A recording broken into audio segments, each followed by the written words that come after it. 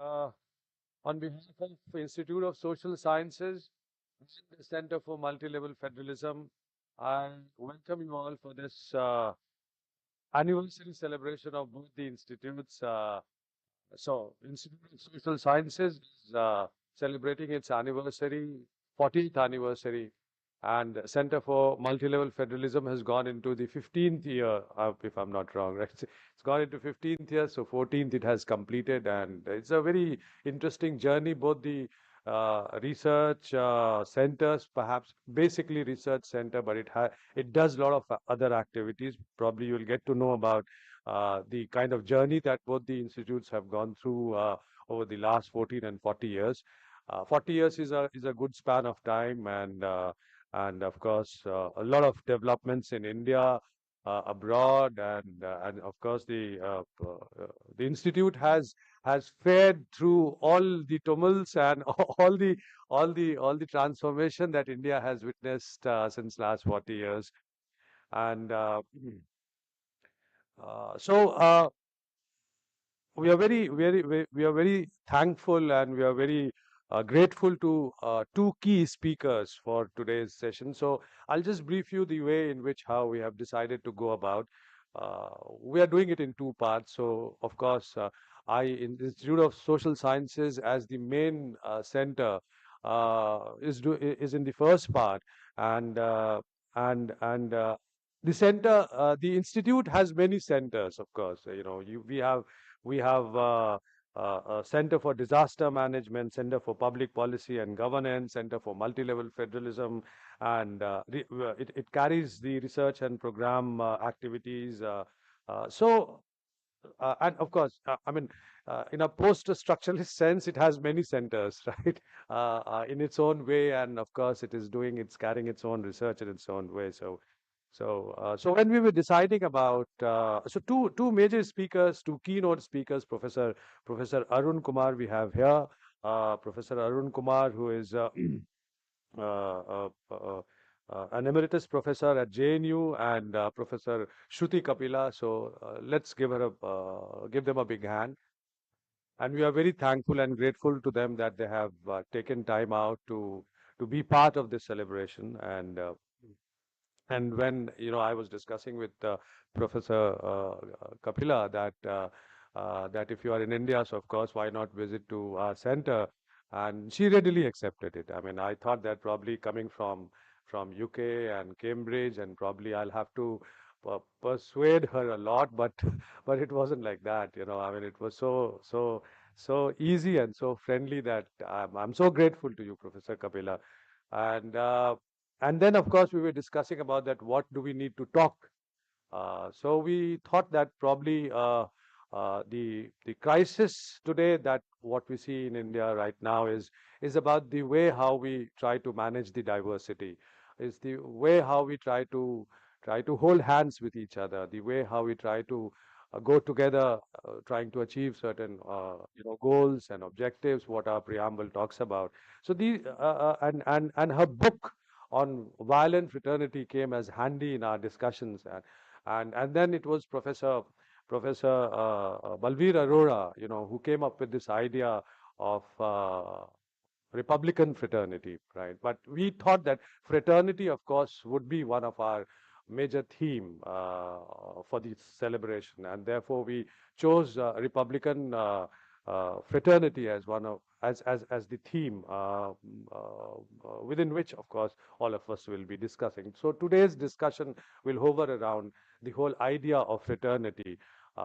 The adjective, of course, Republican. One can put some other adjectives, maybe, but the noun that remains with us is fraternity. That how much are we going to achieve this fraternity, and of course, can we achieve this fraternity with violence or without violence, or through peaceful means? What are the ways, right? So this is one idea which is struck, and Professor Balveer Arora has asked me to apologize on his behalf. I'm apologizing that he just got under the weather some time back, a couple of days back, and he is viral and he is recovering, and probably is recovered, but he's not taking chances. So apologies from Professor Balveer Arora's side. Yeah, so it's in two parts. The first part, of course, I think you all must have gotten the schedule. I would not get into the schedule. Just a couple of things about. I thought that since it's an introductory remark, and let us know that the framework within which we would be discussing, or maybe we can go beyond the framework also. So, is about my as I teach political science, and I do some bit of work on in political science. So my understanding of fraternity, of course, comes from the idea of the manner in which we thought about putting it into the preamble, right? So in the preamble, if you read your preamble, Indian Constitution, you will see that apart from that, we the people of India, we need to resolve to have socialist, secular, democratic, but also at the same time it is our duty to ensure that we need to have liberty, equality, justice, and fraternity. Of course, fraternity is the last political value which is there in the preamble, but nonetheless, it's very important. And in fraternity, when I was reading I mean, when we talk about preamble in fraternity, there are two words which are very important, which is, of course, how do we ensure the dignity of an individual. These words are there in the preamble. So fraternity is about ensuring the dignity of the individual and also integrity of the nation, right? And I'm so happy that preamble doesn't use the word integrity of the nation state. It stops at nation, which makes it more vibrant in terms of focusing on how do we hold hand together. Taking from the preamble, fraternity, of course, uh, uh, we know that India is very diverse country, and all kinds. I mean, it's one of the most diverse country in Asia, or perhaps at the global level also one can see. I mean, we cannot match the kind of diversity that we have with any other country, perhaps, right? So how do we manage the problems that arises out of diversity? One, of course, is recognizing the diversity, accepting the diversity. I mean, we always discuss about unity in diversity, but of course, it's time when we talk about unity for diversity. So we recognize the diversity, but how do we manage this diversity? Is it I'm just posing a couple of questions, and then of course then I'll invite. So a couple of things which I'm posing is that is can we manage this diversity with the larger framework of liberal democracy? That's one question. Can the diversity be maintained? I mean, of course, one can say multiculturalism, etc., is one of the ways in which we can, or asymmetrical federalism that we talk about in multi-level federalism, is the way by which we can, sort of manage the diversity. But before that, can we manage diversity in a liberal democratic society? Because liberalism itself is in the crisis, and the same problem. Liberal as an adjective. Can liberal be a can we treat liberal as an adjective, or we need to treat liberal as a noun? Is it a definitive thing, or so if we have liberal democracy, then of course we can have various other kinds of democracies. So then the question comes in that can we manage diversity within liberal democratic framework?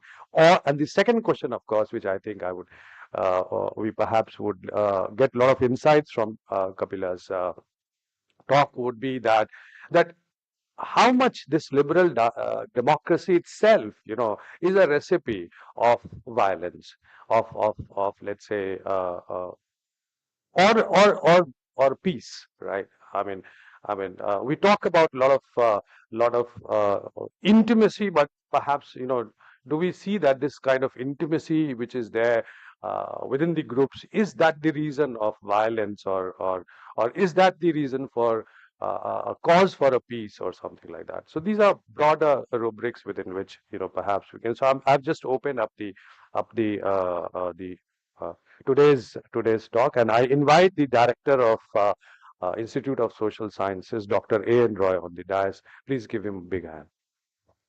So I invite all the dignitaries on the dais, please. So where? Acha, Shrutika Pillars. So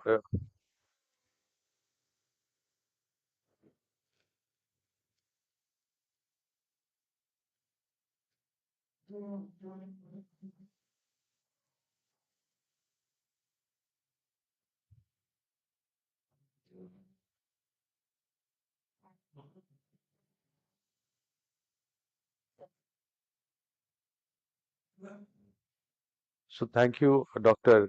Roy, and I hand it over to the chair of the session.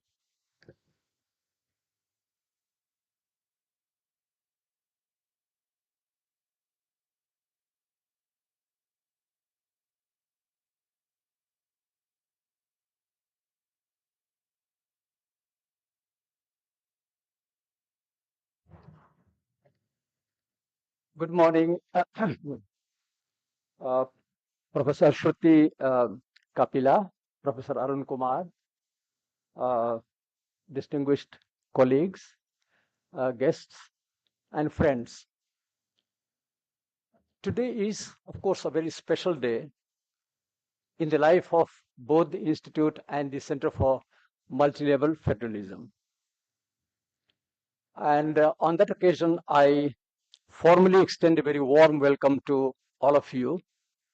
Uh, when we complete the 40 years in marriage, it is often called the Ruby anniversary.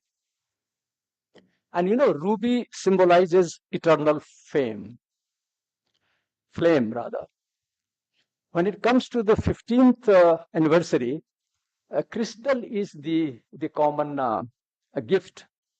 And you know how crystals pair very well with ruby. So we pair very well. Personally, I have been very lucky with anniversaries and milestones.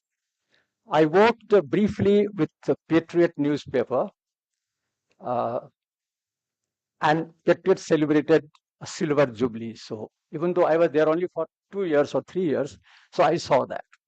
Then I moved to Hindustan Times, where I worked for 12 years, and we saw the 75th anniversary of Hindustan Times. Then I came here, and we had 25th anniversary of the institute, and now the two celebrations. So I am personally, I think, very thankful to all of you. Uh, then we are all very familiar with the game of choice. Now, what is a game of choice? You receive a wrong telephone call and it changes your direction, and something extraordinary comes out of it. I don't know if Dr. George Matthew, the founder, director, and presently chairman of the Institute of Social Sciences, received any such wrong phone call. Uh, but one thing is very certain, that like dreams, synchronicities are very important in terms of decisions that we take or the direction we take. The Institute of Social Sciences was an idea whose time had come. We are talking of 1985. Democratic decentralization and deepening democracy were getting traction all over the world. And more importantly, a new geometry of below had begun to emerge with the displacement of power upwards, downwards, and outwards. A lot was happening in India when ISS was established. The emergency was over. We had powerful state leaders, Ramakrishna Hegde, Prakash Singh Badal, Biju Patnaik, N.T. Ramarao, Farooq Abdullah, all opposed to the centralization of power, particularly at the hands of the center. So decentralization became a very valued political and economic goal, even internationally. The World Bank and UN agencies provided a lot of support for similar work. We also received. IS has another advantage of getting the guidance of luminaries and great personalities like D.T. Lakrawala, Malcolm Adisesaya, Professor Sarpalli Gopal, and U.R. Anantamurthy. All of them have been our past chairpersons. We also had the advantage of having the guidance of people like S.K. Day, Nirmal Mukherjee, L.C. Jain, Abdul Nazir Saab. You see, this hall is Abdul Nazir Saab, who was the Panchayat Minister in the Ramakrishna Hegde government. A lot of goodwill, yes, but a lot of wandering as well. We held together despite knowing the fact, well, rather knowing the fact that not all who wander are lost. And this is how. You may say that milestones are mere punctuation marks. The trouble with our age is that we have milestones but no destination. And I think the Institute also perhaps believes that it is better to travel than to arrive. Hence, you see no signposts, no airlines destination tags, and perhaps no Google Doodle. The journey is said is often also made by miles, or rather not made by miles, but memories. So we are here to kind of recall some of our memories of the works, associations, and all that. Today we stand on a new threshold. Turning points do seem to come abruptly from blue sky. We do not claim to have crossed many pinnacles or climbed many summits, but we have been instrument in bringing the people, the panchayat representatives, men and women, at the center stage of the decentralized polity. You can say we haven't lost the path, but perhaps we haven't found the way. This is the journey. Now, coming to the core competencies of the Institute, we have been working in both policy and the academic domain.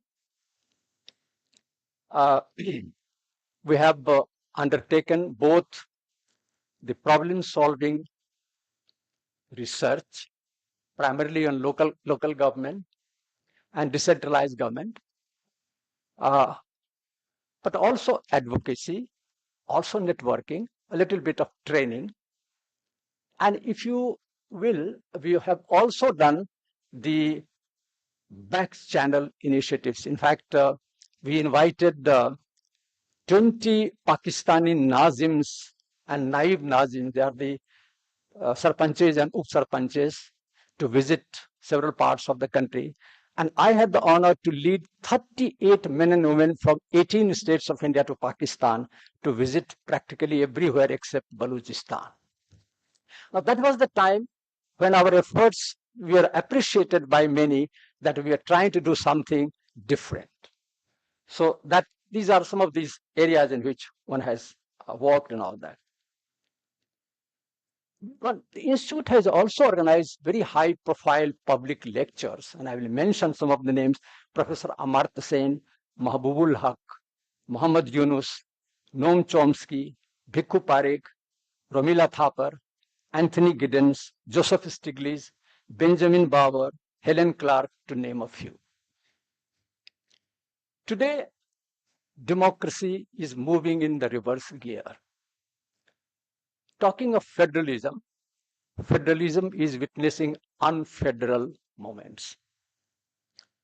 What we have today is perhaps champagne and pizza brand of federalism. You may call it federalism with a frilly apron. Now, taking advantage of the presence of several social scientists, including our distinguished guest, I would like to pose a few questions on social science. Science seems to have advanced, but philosophy seems to have retreated. In the ancient times, intellectuals and philosophers added character to society. Today, thinkers and public intellectuals are quietly disappearing as influencers. Or are they being forced to live in hermetic bubbles? Is it because of the poison tree that is social media? Or is it because of the electoral autocracy that we see all around? Many of the public intellectuals or academics are branded as Khan Market gang, as also Tukre gang. The age of theory seems to be drawing to a close. Many believe, as far as social sciences are concerned, social sciences suffer from expectation gap, maybe relevance gap, and does social science need a perestroika change? That is the question. I will end by talking of a few tasks that I see before not just the institute, but the social science. Uh, think tanks and civil society seem to be on the retreat. The social and political deficit is also a deficit of democratic society. We face a challenge in the age of techno-solutionism and managerialism. Multiple challenges lie ahead. We need an army of ideas, maybe a radical manifesto of our time. The enormity of tasks requires maybe even bigger ideas, technology, and the like.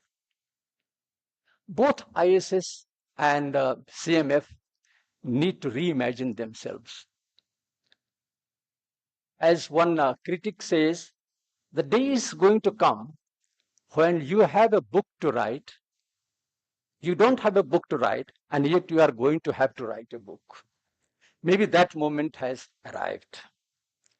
You can say we are facing a pivotal moment. At pivotal moment, not just poets and philosophers, but also institutions and organizations must, what you call, invent the age and maybe invent the metaphor. Institute has also been engaged in some kind of utopian tasks in the past. But what is wrong with utopia? Because it's also social dreaming. You may say we have tried living in a lucid dream. Thank you very much.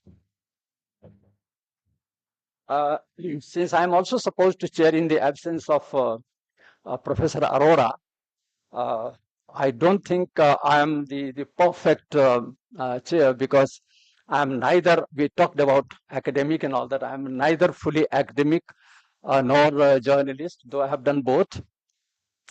You may consider me as the fifth Beatles. You know, the Beatles were the foursome. The fifth Beatle has the advantage that the fifth artist can have solo albums. So I think this is what my role is. So let us start this part of the ISS. The first speaker is Dr. Anjana Mangalagiri. She is senior. There. No, Tanveer has already done. No, that we have changed the plan. Yeah. So Dr. Anjana Mangalagiri is senior fellow, Institute of Social Sciences. She has been in the domain of education for quite long. As chief education UNICEF in China, in Mozambique, in Bangladesh. And she has of late been writing excellent books on education. Some of the books are also on display. Quality and inclusion in education, the driving for change, and things like that and all that. So I will limit at that and welcome Dr. Anjana. Let's clap her. Thank you. Please. Please.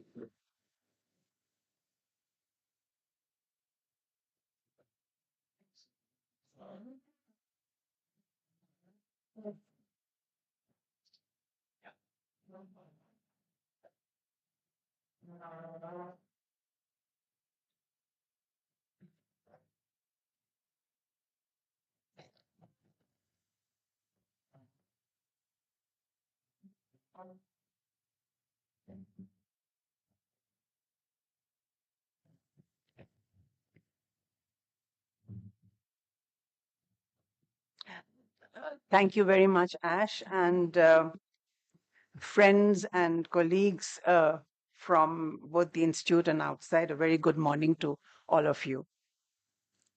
In the spirit of today's event, I would like to start first by sharing a brief personal narrative as my two-bit towards commemorating the Institute's 40th anniversary. In late 2016, post my retirement, I bumped into George Matthew.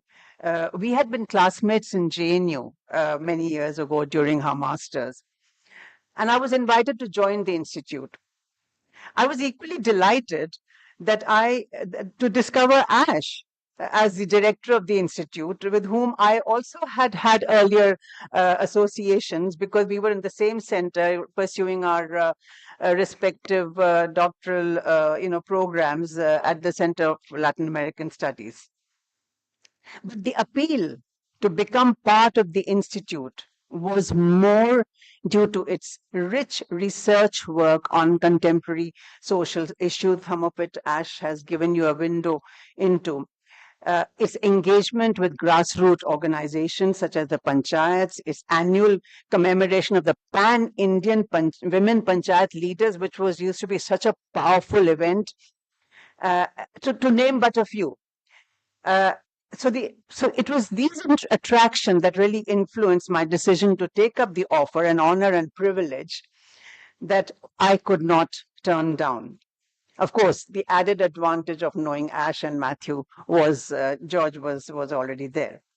Now, in the spectrum of the Institute's work on social sciences, the area of education, if I may, Ash, if you permit me, certainly needed a fillip.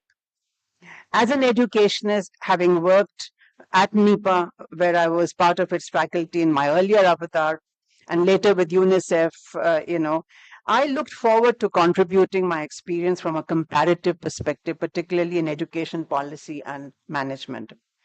So my association with the Institute over the last 8 years gave me an opportunity to produce, 2 of these edited volumes, which you will also see displayed outside, on which I've been requested to briefly talk. But before I do so, and to contextualize the perspective brought out in these 2 books, I would like to speak a few words on the bigger picture of education in the country.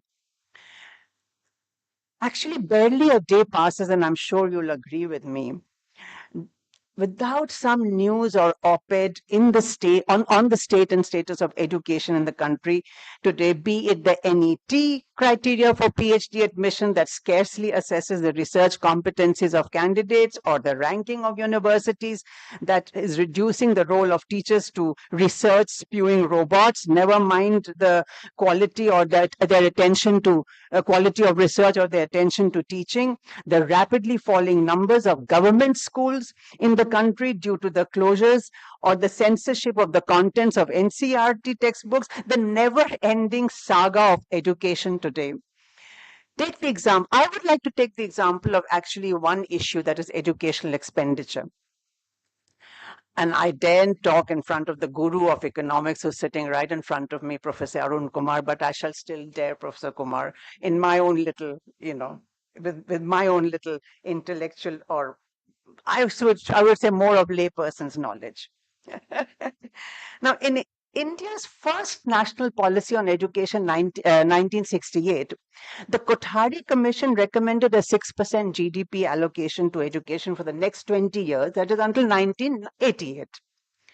This was not some random figure that was put. This was a carefully calculated figure based on well-established comparative economic principles for ensuring not only the universalization of primary education to bridge the gap between the advantaged and the disadvantaged, but also to enhance the quality of education. And at that time, it was considered as providing educational infrastructure, resources for educational institutions at all levels, teacher training, etc.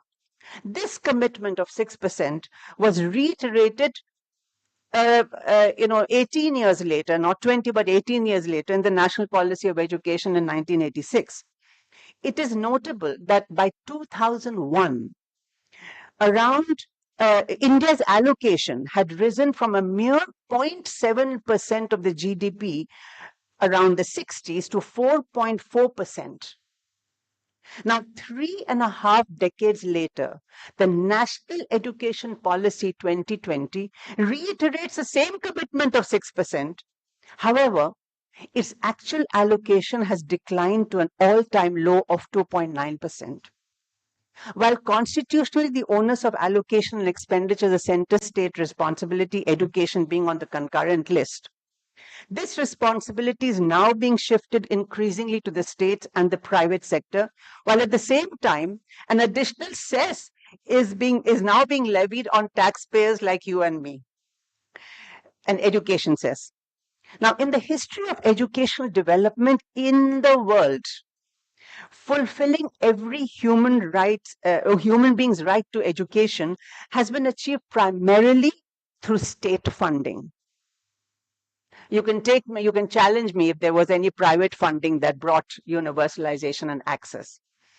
Now, a study done very recently by Motkuri and Revati earlier this year, just this year, showed a surge in the growth of privatization in education in India with far-reaching implications of affordability and access for the larger majority. Education, ironically, is contributing to accentuating inequalities today rather than bridging the gaps. Empirical studies indicate the growing phenomenon of schooling without learning in India. Very interestingly, and I'm sure this is not a secret, India ranks 155 out of 198 countries in its GDP share to the education sector, standing neck and neck with Pakistan.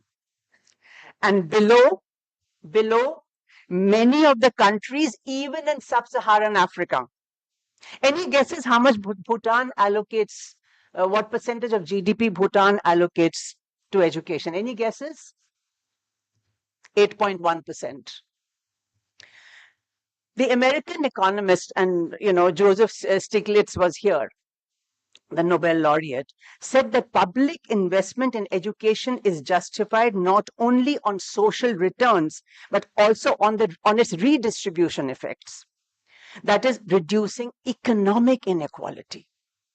And if I may add, also the increasing social mobility with better health outcomes, lower crime rates, and increased civic participation. But when public investment begins to contract, progress towards equity and inclusiveness that may have been achieved thus far begins to get throttled, as is being seen in the case of, for example, one national program called Samagra Shiksha in the country,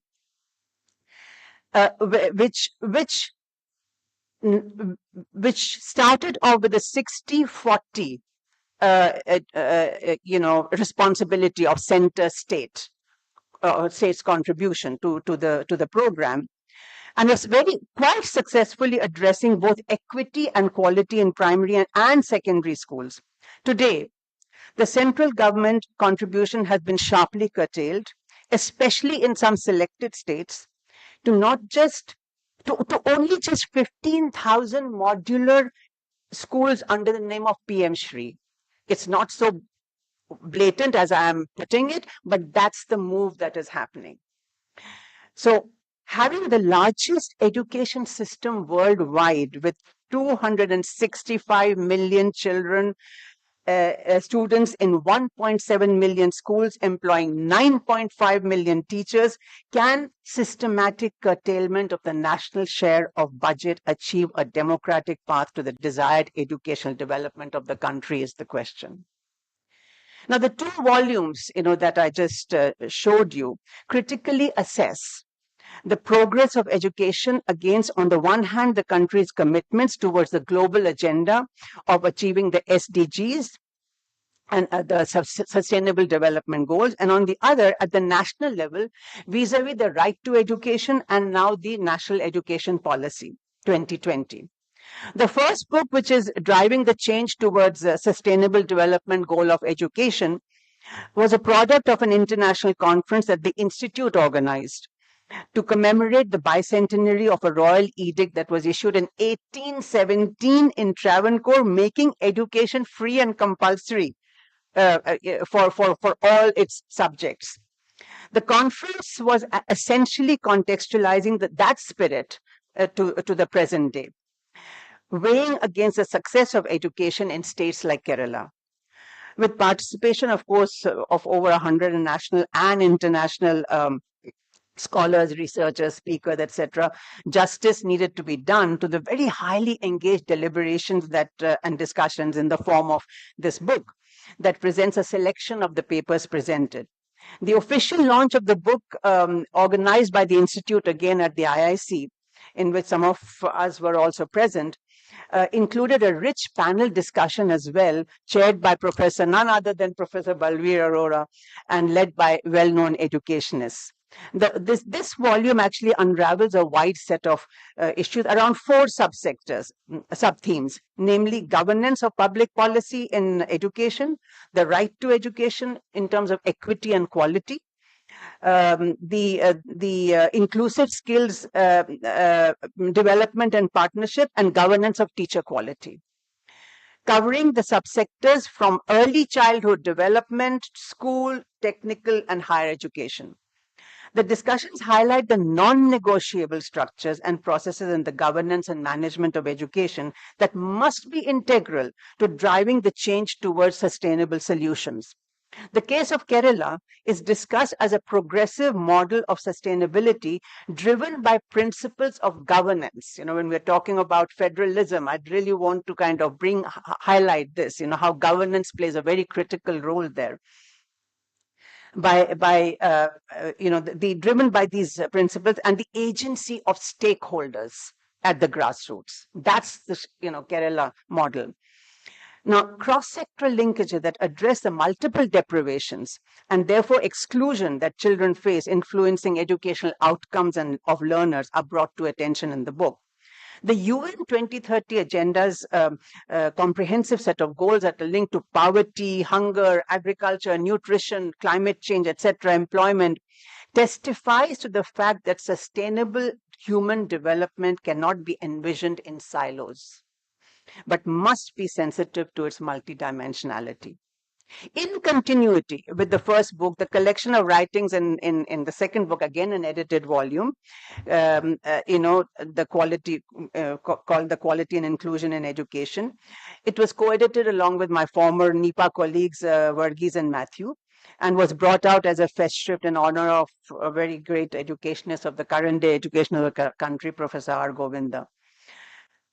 It comprises 5 sections: deconstructing inclusion, quality and learning. Number was first section, which addresses equity issues across the education spectrum.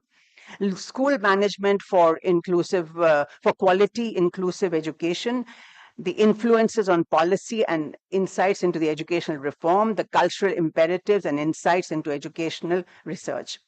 It looks into the quality and inequality conundrum in education and brings to focus the underlying causes of social inequities, the continuing inertia of the cycle of exclusion, the imperatives within the education system that perpetuate inequities of gender, caste, class, and minority communities across the education sector, poor educational governance, including culture, gender, and language insensitivities, and their impact on the quality of educational outcomes. More often than not, we do not link these sensitivities to quality outcomes in students and in children and students. So research-based evidence, as also country experiences that book contains from Asia and Africa, presented in the volume, show how histories of swings in political and economic environments in countries drive or inhibit changes in educational policies progressively or retrogressively. The drivers of the reformed paradigms of governance lies in their sensitivity to challenge the correct historically embedded educational inequities, the gender and cultural inequalities, along with the participation of communities. So while governments continue with the statistical jugglery to show progress against targets, the real driver of change is the framework of democratic governance, built on the principles of accountability, transparency, responsiveness, empowerment, broad-based participation, and decentralization. These are non-negotiable. I do hope some of you will be interested to browse through these books, copies of which, as I said, are available displayed outside or even in our library. Thank you very much.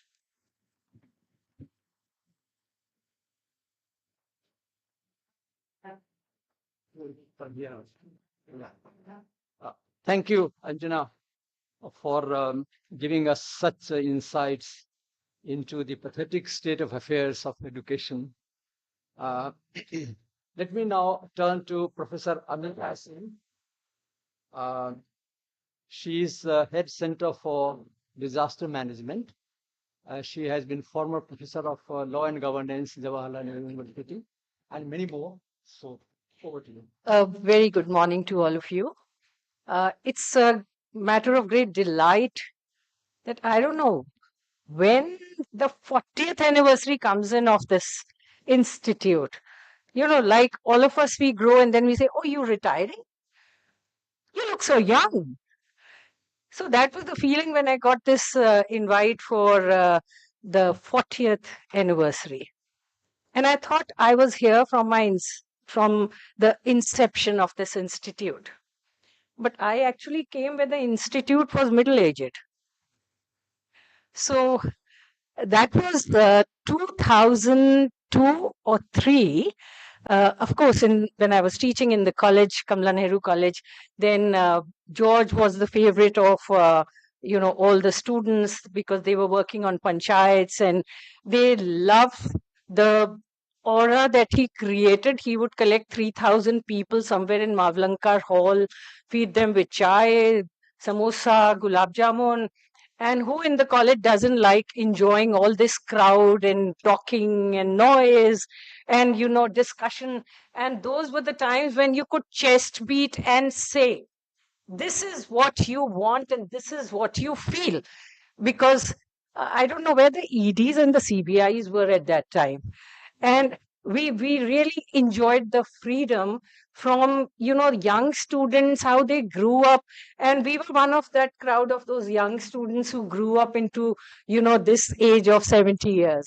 So you should know that the life that we have led, the life of freedom, of fluttering our wings and carrying the crowd. And I told George that early morning when we were about to rampage the Aravalis, because we found that a committee was formed by the government, Kapil Sibal and Jetli. They were heading that committee and they were supposed to look into the Aravalis. And I just had to come to my class and tell them, hey, some mischief is about to happen. And there were 200 students who followed the ones who were left behind. Ma'am, you left us behind. You didn't inform us. They were angry. And we all went, and there was a group coming from Stephen. There was a group coming from Ramjas. And we ghered out the Gurdwara and the temple and the, who's this, Asaram's ashram. And, we ghered out that, and suddenly we found that on top of one of the building, there were 2 double barrel gun people, and they're saying, anyone who crosses this will be shot. And Iqbal Malik was leading us, and she said, you can do that. You shoot, and we are still here. What times we've lived, what times. Those were the times, where we really, and I think we are able to speak here because we have lived through those times. But in coming times, the students who are going to come here and take our place sometimes, they would be speaking like robots. No meaning without a PowerPoint. Not a single step without those fancy images. Not a single moment without applauding, wow, what the government did, excellent, transformed the lives. 95% of the innovation chambers are failing. But what chest beating going on, and everyone is made to believe that we are succeeding. Well, I don't want to get into that. Today my topic is my relationship with ISS, and I want to focus on that because that is enough of a political journey for me. So 2003, my whole team from Network of Asia Pacific Schools of Governance and Public Administration was arriving to India from Pakistan, from Bangladesh, from Nepal, from Maldives, all the South Asian, even from Afghanistan.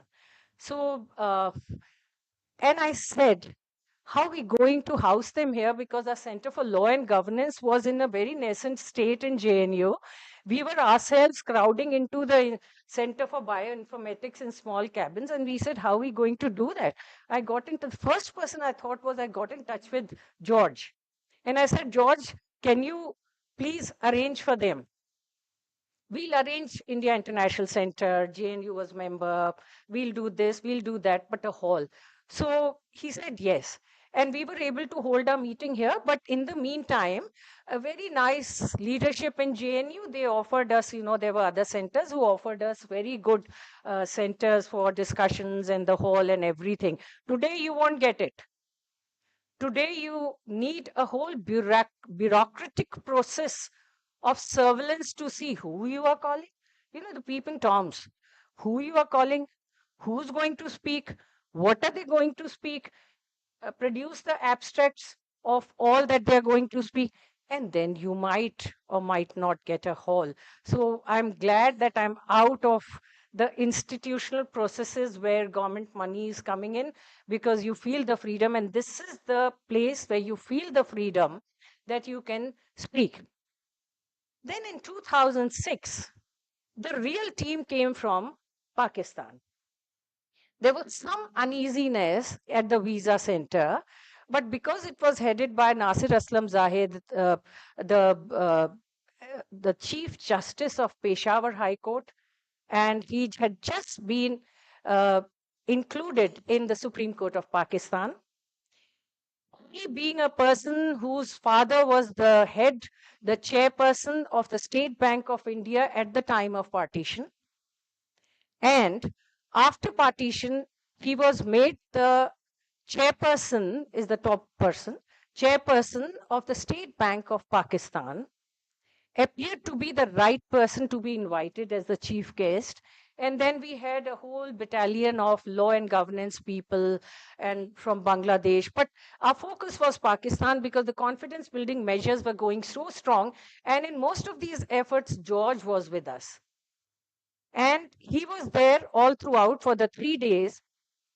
He is also witness to the fact, and my guru also. I don't call him a teacher because he has never taught me, but whatever I speak, I visualize today is because of Professor Mohanty. And Vidyut Mohanty, his wife was here. Professor Mohanty was associated with it.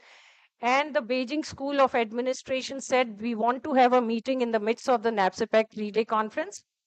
I said, who's going to speak Chinese? Nobody knows that. And within seconds, George arranged. And Professor Mohanty and George were there, and they could communicate with Beijing School of Administration. The relationship grew till the CNSA of the government of China was established in 2007. So you can see that this institute is a platform of freedom of thought. One doesn't need to be, as today we are seeing institutes that they do some mischief is going on inside. So let's find out what is the mischief. But before you can find out and hold on to investigations, let's stop the FCRA. That's a very funny thing. In fact, yesterday also, a top government official who's sitting right next to the Prime Minister, I got his call 3-4 times last evening, and I was not picking it up because I didn't want to speak to him, because I thought he would just ask me, uska phone number bata do, wo kahan pe hai, because they want to connect to, grassroots people, and I know why they want to connect to the grassroots people. So I avoided. When the 5th time it came, I picked up the phone. And he said that, ma'am, there is, an information from West Bengal that something like this is happening. So do you have any connection? Because he knew that I'm working in West Bengal and I'm a regular visiting there and in institutes till Bardwan and NUJS in Kolkata, very close relationship. So he thought that maybe an activist here and an activist there, sure connections. So he wanted to get the number. I said, but why do you want to get this? Why are you asking me to help you out? He said, because, I live in lots of constraints. He is sitting right next to the prime minister and he is keeping his mouth shut. He doesn't want to speak it up, but he wants somebody else, a more vulnerable woman, to speak on his behalf and tell and make a noise on the Twitter or social media with other people so that he can then reach out to the prime minister and say, yeah, this is the problem. And then twist the arm of the West Bengal government, right? You understand the politics. I don't need to go very deep into it. So I said, because I thought that Haryana is getting Congress the next morning. Who? Kisan, Naujawan, Pehelwan. What is the fourth one? Samvidhan. And fourth is Samvidhan. Don't forget Samvidhan. Haryanvis are very good in Samvidhan. Don't. That's a saddening part. Why should I? Anyway, so I thought that tomorrow, we'll be getting our government here. So let me be very clear to him. I said, you are on a very unethical ground if you enjoy the position and close your mouth. That's a fundamental principle. I don't know, that was in one sentence I said it, and then I looked into it because I was writing a chapter of my book, and I realized, oh, I really said a very big thing. That you're enjoying the position and keeping your mouth shut. What do you do as an official? And this is the fundamental principle of public administration, and something that Anjana just mentioned, and Ash also mentioned, that we are talking about devolution, decentralization, people's participation. We are talking about accountability, transparency, but we have not a single structure as such where we can do that. And now to replace and take a shortcut, they are saying artificial intelligence will be introduced. We are in this institute trying to move into that direction, and we are continuously striving. And right now also we are running a program with all the Asia Pacific country, of course, Asia Pacific is part of it only as a resource person, but the program is only for the South Asians, only they can register. And we have registrations from Pakistan, Bangladesh, and also Nepal. And these are the people who are sitting with us and talking to us every Saturday and Sunday we have it. And you would be surprised, on Sunday, the session that we had, we found that we were speaking the same language, absolutely same problems, absolutely same relationship, and same constitutional positions. Everyone was talking about why SARC, the only regional agreement that was the most powerful one, is being subsumed under BIMTEX and BIMSTEC and BRICS and Quad and SCO. If the disaster strikes today, are we going to seek help from Thailand, however rich per capita income of Thailand may be? Are we going to call to China? If we keep our neighbors angry, we will remain underdeveloped. Or if we do what the current policy scenario is doing, call the head of the state in economic trouble, give him money, and he will be happy. You know what happened yesterday in relationship with Maldives. That is also not a policy that any governance forum, somebody who really understands governance, both on the national and the international front, would agree to that. And why India, despite doing everything for Nepal, everything for Bangladesh, everything for Pakistan, and yet nobody likes India? The regional policy of India is one big flop. The kind of vaccines that were distributed, and the kind of diplomacy of vaccination that came through, the freebies that were given to all the people, why still people hate India? One reason that I have been writing in all my papers is that nobody wants freebies. They want you to talk to them nicely and involve in the capacity building. And something that we had earlier and we are losing now in the 80s and 90s, confidence building measures. The CBMs have failed completely. We have a very strict visa system. See, NAPSIPAC had about 20 institutes from China joining every conference. Just before 2014, I won't say this government, that government, because bureaucracy remains the same. And just before, of course, that person is a minister now, there were about 40 people sitting outside in December, cold 3rd, 4th, 5th December, outside the Indian High Commission in China, waiting for their visa. They were so excited to join this conference in JNU. And on the 6th, the High Commissioner comes in because she was out, and she comes in, and the result was they didn't get the visa. Immediately, relationship broke down. Till today, we have not been able to revive the relationship with China. All that we had worked hard for 20 years has broken down. This is the need for freedom, why we need to decentralize. Our relationship with Bangladesh weakened up, except because we have some very close brothers and sisters in Dhaka University, how we are going to carry, still dragging it forward.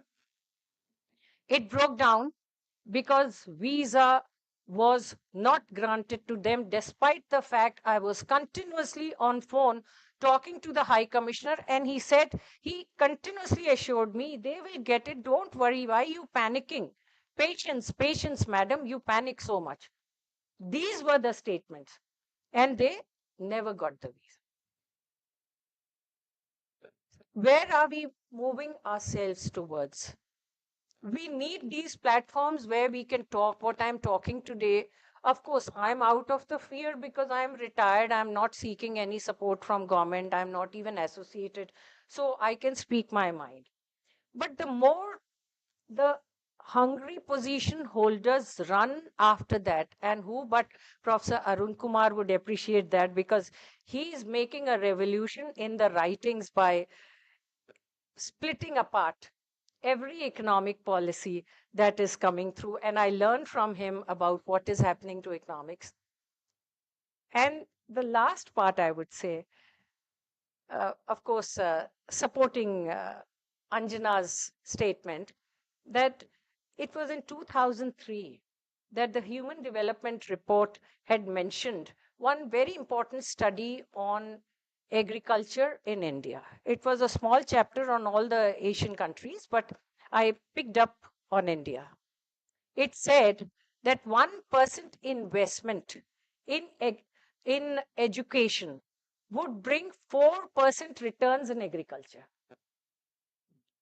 And that 1%, and we did so many meetings and gatherings in JNU with the power holders in the government, and nothing worked out. That 1% never came down to the villages of this country. Then there were studies on the rural schools that came up. Those were also very pathetic. So in that scenario, I think more is needed for mind, the exchange of minds that we are, because Anjana might not get a forum with the government to really, those days are difficult days. But what she said and what our other speakers are going to say may not get a forum with the government, but at least there must be some place where we continue to voice our concerns about the failing education, failing universities, and very bad state of evaluation agencies, which are becoming the new masters to uh, eliminate certain institutions. And the rankings which is coming in, rankings, that is one of the biggest scandal which is going to come up in years to come. Thank you very much. Thank you very much, Amitaji. Now I turn to Professor Surinder Kumar. He is holding the Malcolm Adishasaya chair. He was earlier director, Giri Institute of Development Studies. And I think we are trying to kind of do it not very long because we have two distinguished professors and important lectures. We will have plenty of time to discuss also. So I think please. Professor Rao, scholars on the dais, off the dais, and dear friends. I'm happy to be a part of the celebrations of the 40th year of Institute of Social Sciences and the 15th year of Center for Multilateral Federalism.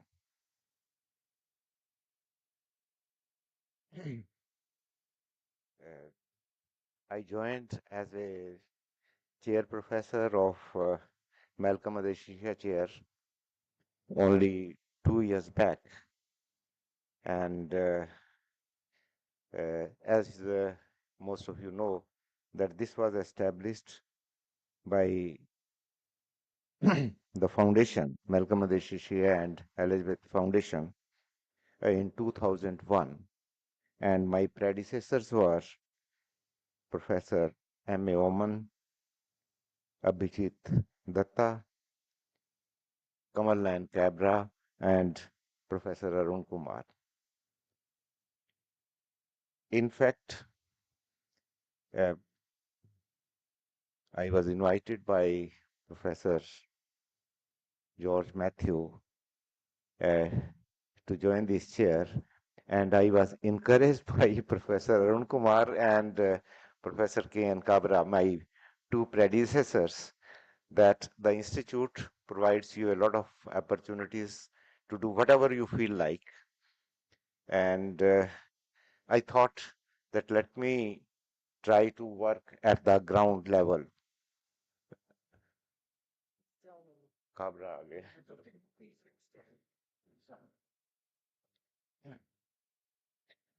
uh, my academic background happens to be I did BSc Honors in Physics and then MA in Economics from Kurukshetra University. And I did my PhD from JNU way back in 78-82 batch with Arun was my contemporary. I had a long span as a professor of economics and academic administrator for about 40 years in the university system. And as a teacher, I was associated with teaching and research at the postgraduate level. And as an administrator, we had to manage about 600 colleges actually, which were affiliated to my university. I retired in 2011, and then I joined as a RBI chair professor at Chandigarh in Center for Rural and Industrial Development. And we were closely associated with RBI for the monetary policy formulation and its implementation and its impact on the different sections of the society. Thereafter, I was invited to be director of Giri Institute of Development Studies at Lucknow, where I was for 5 years as a director. Perhaps you know that these research institutions were initially established by Planning Commission to assist it in the formulation of economic policies, plans, programs, and projects, and evaluate them in midterm appraisals and all sorts of things, okay, how they are going. And then it was later taken over by Ministry of Education, and then through ISSR, these institutions are being funded. At the moment, there are 26 institutions. On the average, you can say one in one state. And uh, I don't want to go into it, but unfortunately, they are in a very bad shape at the moment because perhaps for the last 1 decade, government perhaps thinks that they don't need it. When Arun and Professor Kabra were here, I used to visit this institute, and I found that they specialize in Panchayati Raj institutions, rural development, and development policies at the microeconomic level. After working for 40 years at the formal institutional level, I thought that now I should work on the ground and see what type of realities we confront when we work there. See, the world in which we live here in seminars and conferences and the ground reality are very different. And to make an institutional change is very challenging indeed. And I thought, though initially I was more interested in the political economy of development, energy economics. I worked for in energy sector for a very long time because that happened to be my PhD onwards for about 40 years. And at the moment, I am also closely associated with People Science Movement, All India People Science Network we have at the country level. For the political economy of development, in fact, it was initiated by Professor Kabra, and luckily he is here. In early 1980s, he thought that compartmentalization of social sciences into very different in different disciplines has put it in watertight compartments in terms of their subject matter as well as method of analysis. And we as experts actually develop vested interest in different disciplines and try to distinguish that they are on a different plane. And when we construct theories and models, we say other things remaining equal, socio-economic variables remaining constant, our economic variables interact in a way that they lead to this type of outcomes. Now, soon we realized that these type of models have a very limited explanatory power. And therefore we thought, in fact, at Professor Kabra's initiative, that we will promote political economy approach where all the different aspects of social, economic, and political reality will be taken into consideration while even if we are analyzing the economic reality. And in fact, we have been continuously striving for it for the last, say, 40 years or so. And we have established Indian Political Economy Association. The second initiative, which was again with that organization, that it was thought that the government of India brings out economic survey right before presentation of budget in February end. And government has a tendency to conceal many intricate issues and we say the aspects on which they want that people should not get to know. And we thought that we, after Government of India's presentation of economic survey, we will bring out an alternate economic survey in which we will try to reveal what government tries to conceal in relation to the overall macroeconomy as well as different sectors of the economy. And I think it was a very successful program. We brought out alternate economic surveys. I think they got whose clientele also.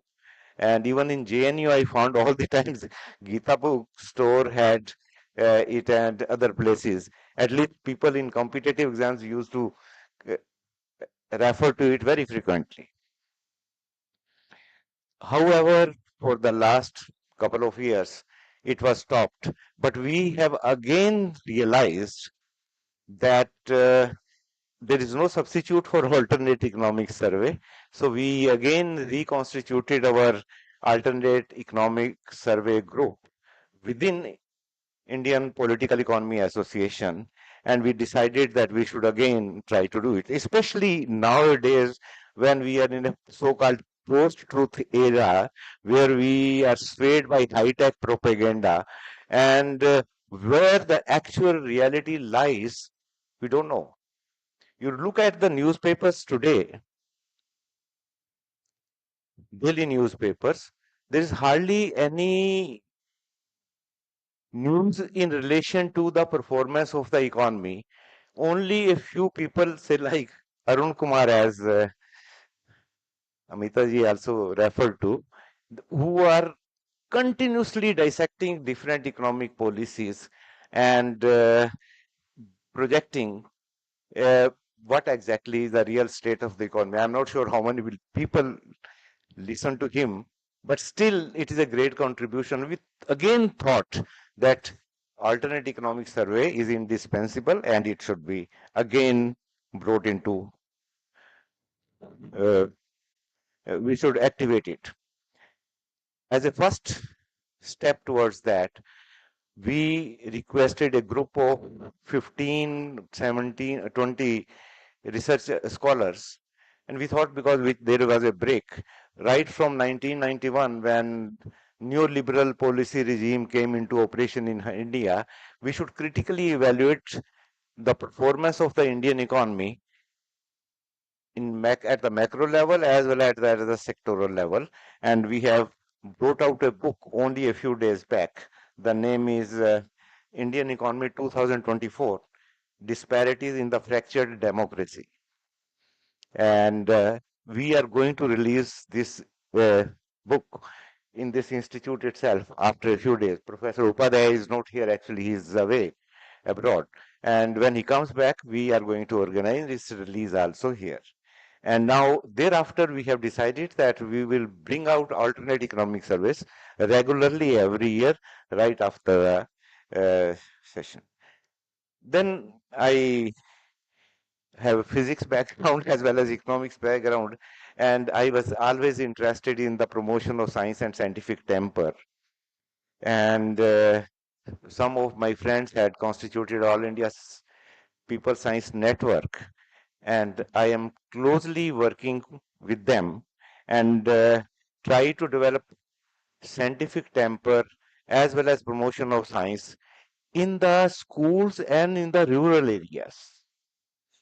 And it is a very challenging, and of late, in the last 2 years, especially people like Kabra also insisted that we should cultivate the skill to write in Hindi. And now I have written at least 10 articles in Hindi after a great effort. Now we have established a number of organizations in Haryana also. At the national level, we have Bharat Gyan Vigyan Samiti, of which Professor Malcolm Adashishia happened to be the first president.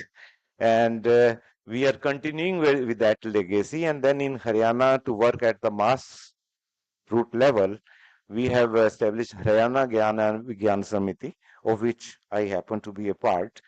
And we bring out Haryana Science Bulletin, and from there, and we bring out a monthly uh, paper, magazine, what you call Haryana Gyan Vigyan Bulletin. And we are regularly working for that. But I'm not commenting over the Indian economy in general because neither we have time nor stray type of arguments will not work beyond a point. And Arun is also going to do it in any case. And in the next session, I am enjoying my uh, association with the institute and especially meeting friends because I don't stay in Rohtak. I stay at Rohtak, not in Delhi, and coming here, interacting with friends and refreshing my understanding of the things is a real tribute to the institute also. Thank you very much. Thank you, Professor Kumar. I think it's a very important things that I think some of us have been associated with your alternative surveys and contributing and all that. Thank you very much. May I now turn to Professor Rumki Basu? I think not much because we have we have the second session. All of you will be also. Yeah. So please. Uh, Professor Rumki Basu is head Center for Public Policy and Governance at the Institute. She worked for long at Jamia Millia, again Center for Public Policy there also. She was also the director of Center for Jawaharlal Nehru Studies and Sarojini Naidu Center for Women Studies. So over to you. Thank you, Dr. Ashnarayan Roy. I'm deeply honored to be a part of the 40th anniversary celebrations of the institute where I joined only in 2021 in COVID times, and that was the year I had retired from Jamia Millia Islamia as a professor of political science and public administration. The moment I saw Dr. Professor Rekha Saxena walking in here, I knew where to begin and what really triggered off or my journey to step into this institute after retirement. Very briefly, let me say what happened in 2020 January. Maybe Rekha has forgotten about it, but I have not. Now, Professor Saxena is an old friend of mine. We taught in Delhi University College for years. Thereafter, she joined Delhi University. I joined Jamia Millia Islamia. We started our careers in this college in Delhi University as teachers of political science. Now, she used to teach for the most part of her career in that college, Indian government and politics, and I taught international politics and public administration. One of the most unpopular courses in the political science syllabus in our days, which was the 1970s. And now, in 2020 January, COVID had not yet started in India, in the sense it did, but it didn't make much noise. Rekha, Dr. Saxena proposed that since I'd be retiring in 1.5 years, if I wish to do anything more after retirement, I could associate myself with the Institute of Social Sciences, which is very close to my residence in Basant Kunj. And it would be a very meaningful engagement there in case I wanted to do research or in any other capacity. Why don't I meet Dr. George Matthew? And we did come over to his office. I met Professor Matthew personally for the first time in January 2020. Before that, I had come to the institute a couple of times for their annual lectures, their public lectures, and of course, it already had a legendary name in the field of democracy and decentralization, and I was aware of the good work they were doing. The activist part of the work they were doing, I was aware of that. Anyhow, to cut a long story short, I met Dr. George Matthew for the first time in January 2020, and I did tell him that I would be retiring from Jamia Millia Islamia in May 2021 and would be happy to be associated with the institute after my retirement. The only request he made that I should submit my publications to him and also perhaps propose what I wish to do here.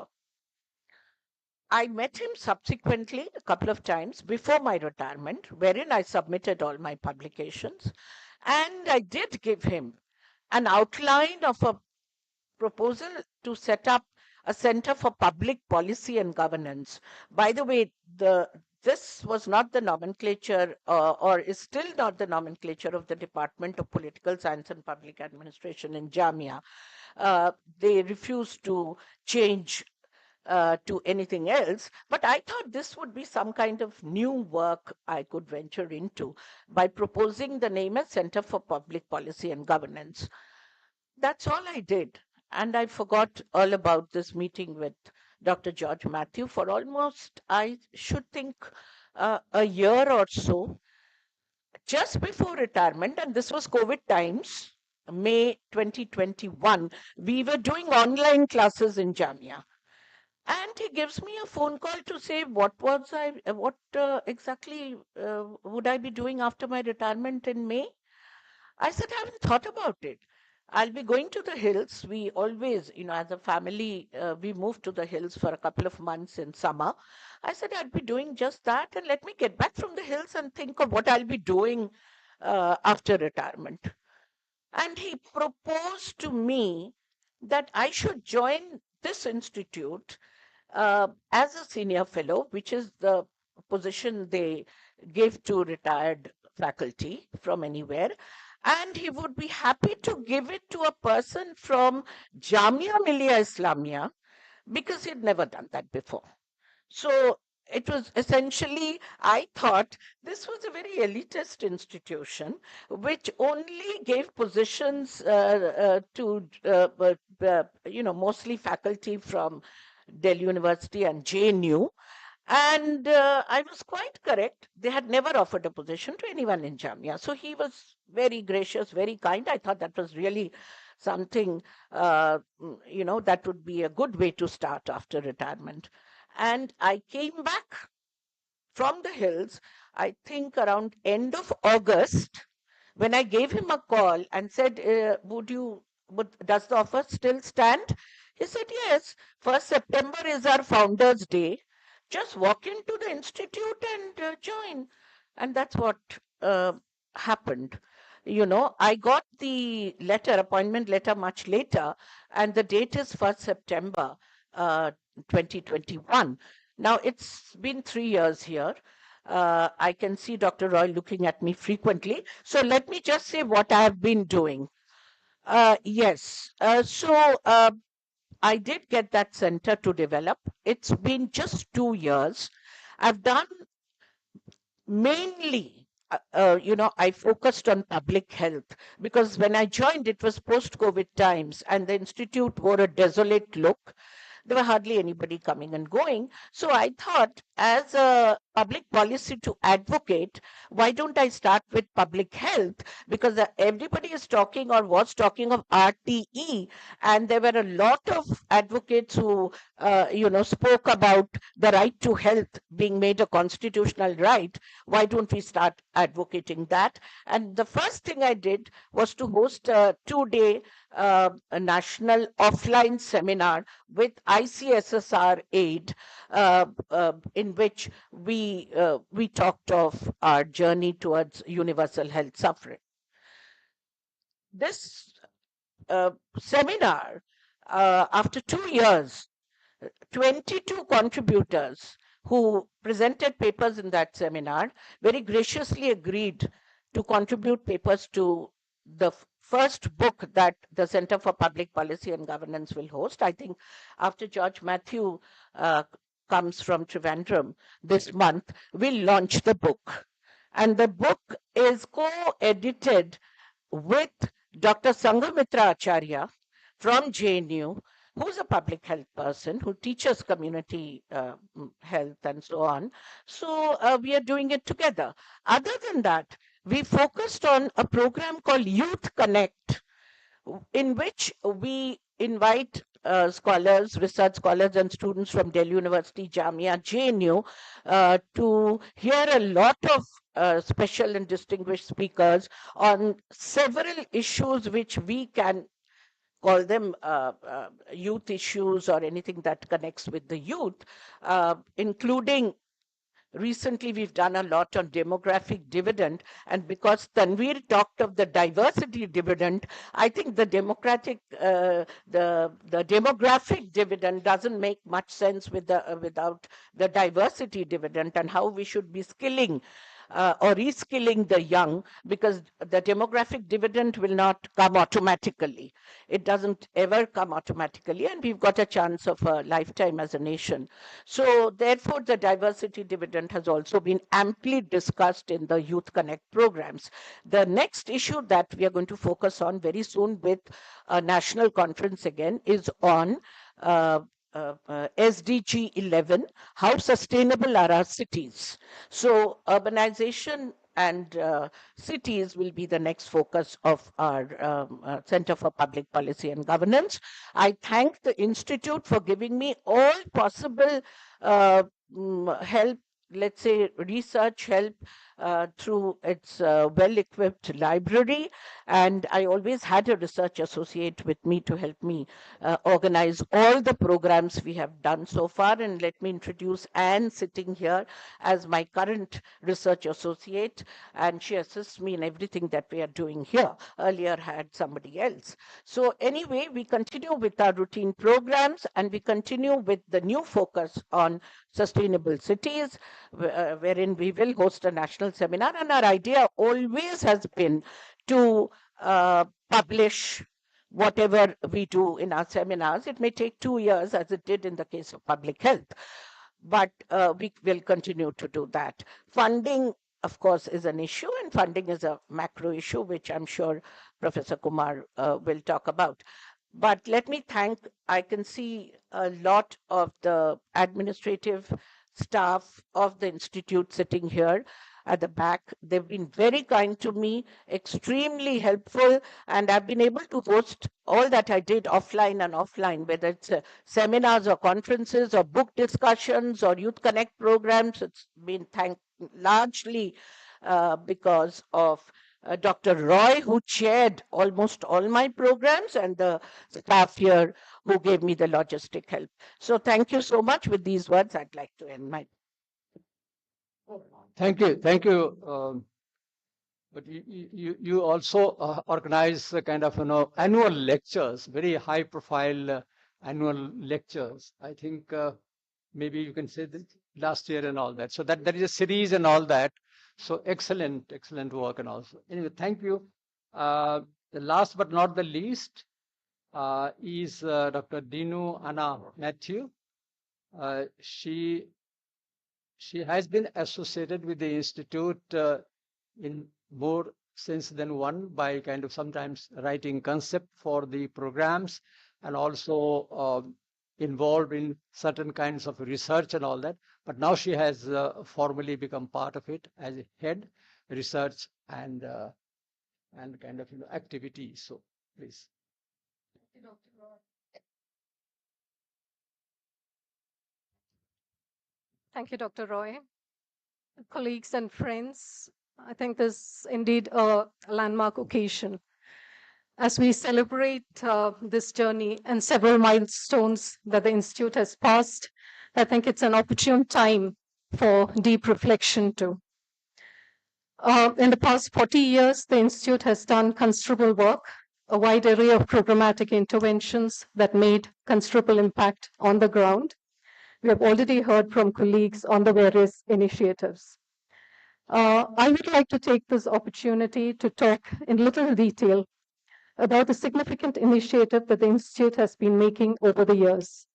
And that is the interventions that were aimed towards advancing and strengthening women's political leadership at the local government level.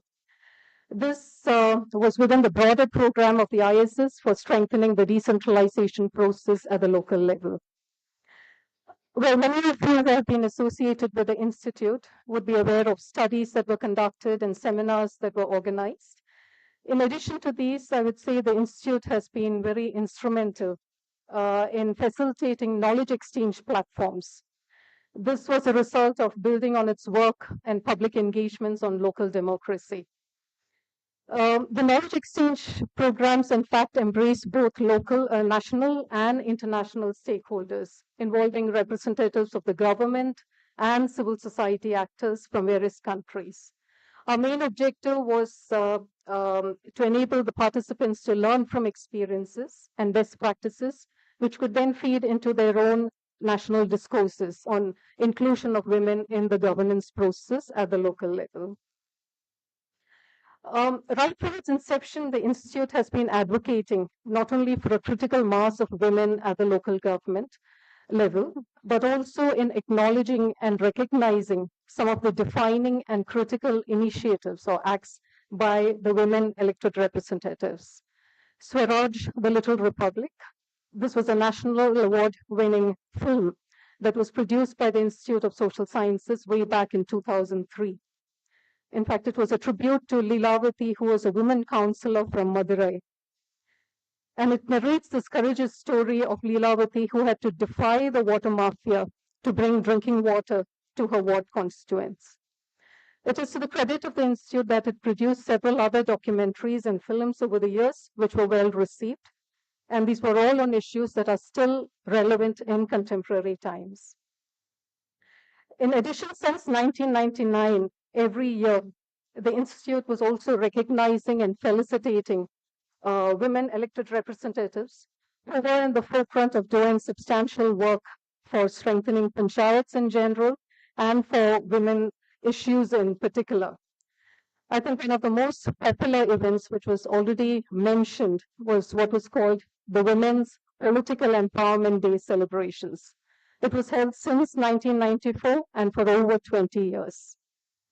It, of course, was celebrating the ratification of the landmark 73rd and 74th Constitutional Amendment Acts that mandated rural and urban local governments. But it was also more, the event celebrated in particular the processes that were set in motion for the political empowerment of women at the local level. You know, through the 33% reservation and later on, which became the 50% reservation in many states. To its credit, I would say for the Women's Political Empowerment Day celebrations every year, the Institute brought together anywhere, you know, a critical mass of women elected representatives. Anywhere between 300 to 800 women would converge from all across India, from all the panchayats across India to New Delhi. So in early years for the women elected representatives, the excitement, you know, was all about leaving their domestic spaces, their geographical spaces and villages, and come to the capital city, where they could interact and meet with other first-timers, the newly elected women representatives. And later on, we could see how the event, the Political Empowerment Day celebrations, was evolving over the years, where, you know, the women elected representatives were looking forward to this platform for greater discussions, learnings, and most importantly, sharing their everyday challenges and experiences and problems in being a political leader. And we are proud to say that the Institute designed the deliberations across critical themes such as water, health, environment, violence against women, the SDGs, you know, all issues that were really pertinent to their political interventions and implementation at the local level. In fact, the deliberations covered all the 29 subjects mentioned in the 12th schedule and any relevant themes that the government was announcing for that particular year. And the feedback from the participants showed that the women spread these key messages and learning back to other women. And for Institute also, it was a two-way process. They were actually gaining primary insights from these critical mass of women, and which was helping the Institute in the design of their programmatic interventions. There's a lot of recent scholarship, and from our own fieldwork, which has pointed to the high costs that is hampering women's active political participation due to the gender power structures and the persistent social norms within which women have to operate, and which is impacting their agency. So the challenges before us, or I would say the areas that we will be working on in the future are how can women representatives effectively leverage their positions so that it enables them to become agents of change, bring about equitable changes in their community. In the process, how to strategically and constantly negotiate the structures political, social, institutional, how to build social capital, how to contribute in localizing the SDGs. I think these are some of the areas that we would be focusing on further in our interventions in this area. Thank you. Thank you, Dinu. It's good that we have been able to kind of more or less complete on time. Before we shift to the second session, we will yeah, no. I think Professor Amita Singh had something important to say just for 2 minutes. And then we have decided not to break because, that it will break the whole thing. But individually, one can take the health break. So that is fine. So please. Always so accommodating, and I think that's the spirit of this institute. I missed out on the very important point that I should have shared as number 1 point. This institute is a solitaire, which I found in 2003 when this film, because actually I should have started with that. I don't know how I missed it.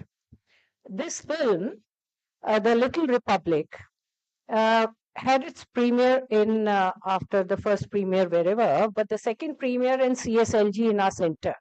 Sheila Dikshit was the chief guest, and then we showed this film. Of course, she had left by then. It was so houseful. The walls were breaking down and all that, and we had two very good speakers for that. Sanjay Barnela, of course, I think both of you were there. George and Ash were there. Sanjay Barnela, the film producer, and the other one was Kabir, I don't know, forgetting his first name, who was at the Ford Foundation. I think this film was funded by Ford Foundation or something, yeah, because he was there. And I tell you something, the transformatory effect. Kapil Kapoor, because the program was funded by the World Bank. And World Bank funding, if you do it in Kerala, posters.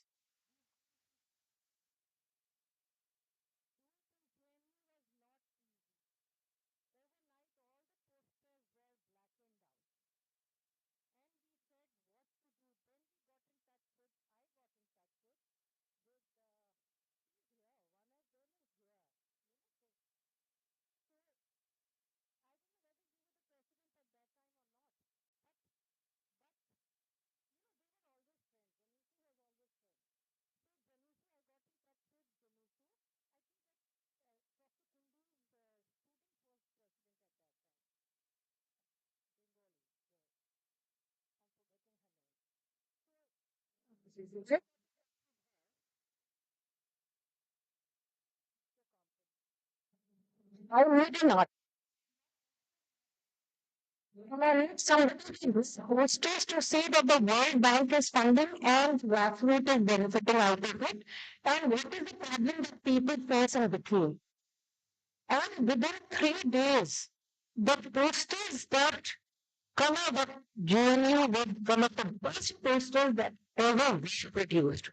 A very poor man, yet showing up, and the big, planet over the back, which I think would work out if I had that poster. It would have worked out today also in a changing, climate changing world. And that poster became viral. We didn't have social media at that time. That became viral. And it was this film that led in the chief guest in the second session where the film was shown was the head of South Asian funding section in the World Bank who funded us. He was so fascinated. He said, even though we never had funding for the local governments, but now I think you have shown the way because we had 400 best practices from country and abroad that we studied from institutions, NGOs, and government district authorities. And we were able to showcase that because of this film, because this film started the dialogue. And then, till today, that World Bank is funding the local governments. So, something to applaud about this institute. Thank you. So thank you, friends. I'm not going to sum up anything because number one, I can't, and number two, we shouldn't. we are breaking without any actual break, breaking the sense that we move out and then people will move in. Yeah, we're going to have even. There's no tea break or something like that. But then some of these things have to be reset, because I think so that's the idea. Yeah. So there's no break and all that. So I think there is no break. So there is actually no tea break because then we will not be able to kind of do justice with the following two keynote addresses and the comment by people and all that. So let me stop here and we go. I mean, we leave this place and then we put these logo name plates and all that afresh and then we assemble. Okay.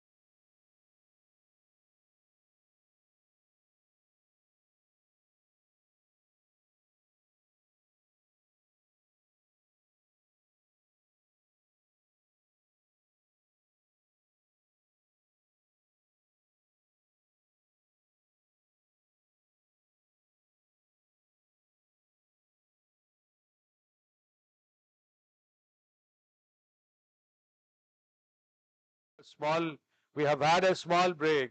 So I invite Dr. A.N. Roy on the dais, please. As the chair of the second session, Dr. Roy, I invite Professor Arun Kumar on the dais. I invite Professor Shruti Kapila.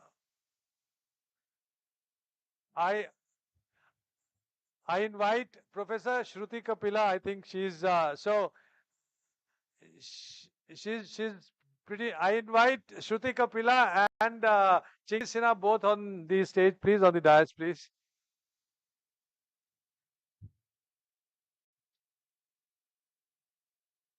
I invite Professor Rekha Saxena. Where she's left? Acha, Professor Rekha Saxena, she left? Ha, come. Oh, I invite Professor Rekha Saxena on the dais, please.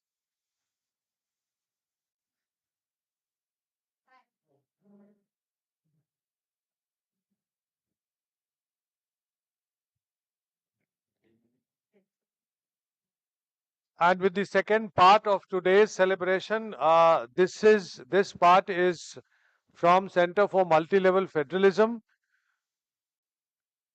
And in the absence of the chairman, Professor Balveer Arora, Dr. Ash Narayan Roy will be chairing the session. And I hand it over to Dr. Ash Narayan Roy to carry out the whole session. Thank you so much. Thank you, Tanveer. Welcome to this second session. And excuse me if we have not been able to have a proper break for the sake of time and all that. But we are happy that we have a very engaging session with two distinguished speakers, keynote speakers. We begin with Professor Arun Kumar, the eminent public intellectual that I often call him. He was professor of economics at Jawaharlal Nehru University, and he also held the Malcolm Adishashaya chair at the Institute of Social Sciences. Presently, he is a member of the governing board. And of course, we have Professor Shruti Kapila. I will talk about her later. So the theme of this session is Elusive Fraternity, Reflections on a Fleeting Concept. So I think it is intellectually challenging and stimulating, and we hope that there will be a good discussion. You see, the motto of the French Revolution that we are all familiar with remain relevant for our times. And but what we notice is that fraternity, it seems to be the kind of relatively weaker tier. When you see the 50s and 60s, I think fraternity and solidarity were very strong terms, and I think we meant, particularly internationally, whether it is the kind of movement against apartheid or movement against racism, for that matter, the Vietnam War and all that, the kind of the fraternity that we could see were very important. But today's context, it looks like it's becoming somewhat loose, important, the pillar. So, but is it an elusive notion? That is the point. And but then Dr. Ambedkar, of course, had written in 48 in the during the drafting committee interventions. He, at his insistence, I think we had added the term fraternity in the preamble because the need for fraternal concord and goodwill India was, he felt, more important than ever. So this is how, and yet you see fraternity seems to be least understood, least discussed, and perhaps, or certainly least practiced in our times. So this, of course, is an important theme that we are going to have a discussion. So we start with Professor Arun Kumar.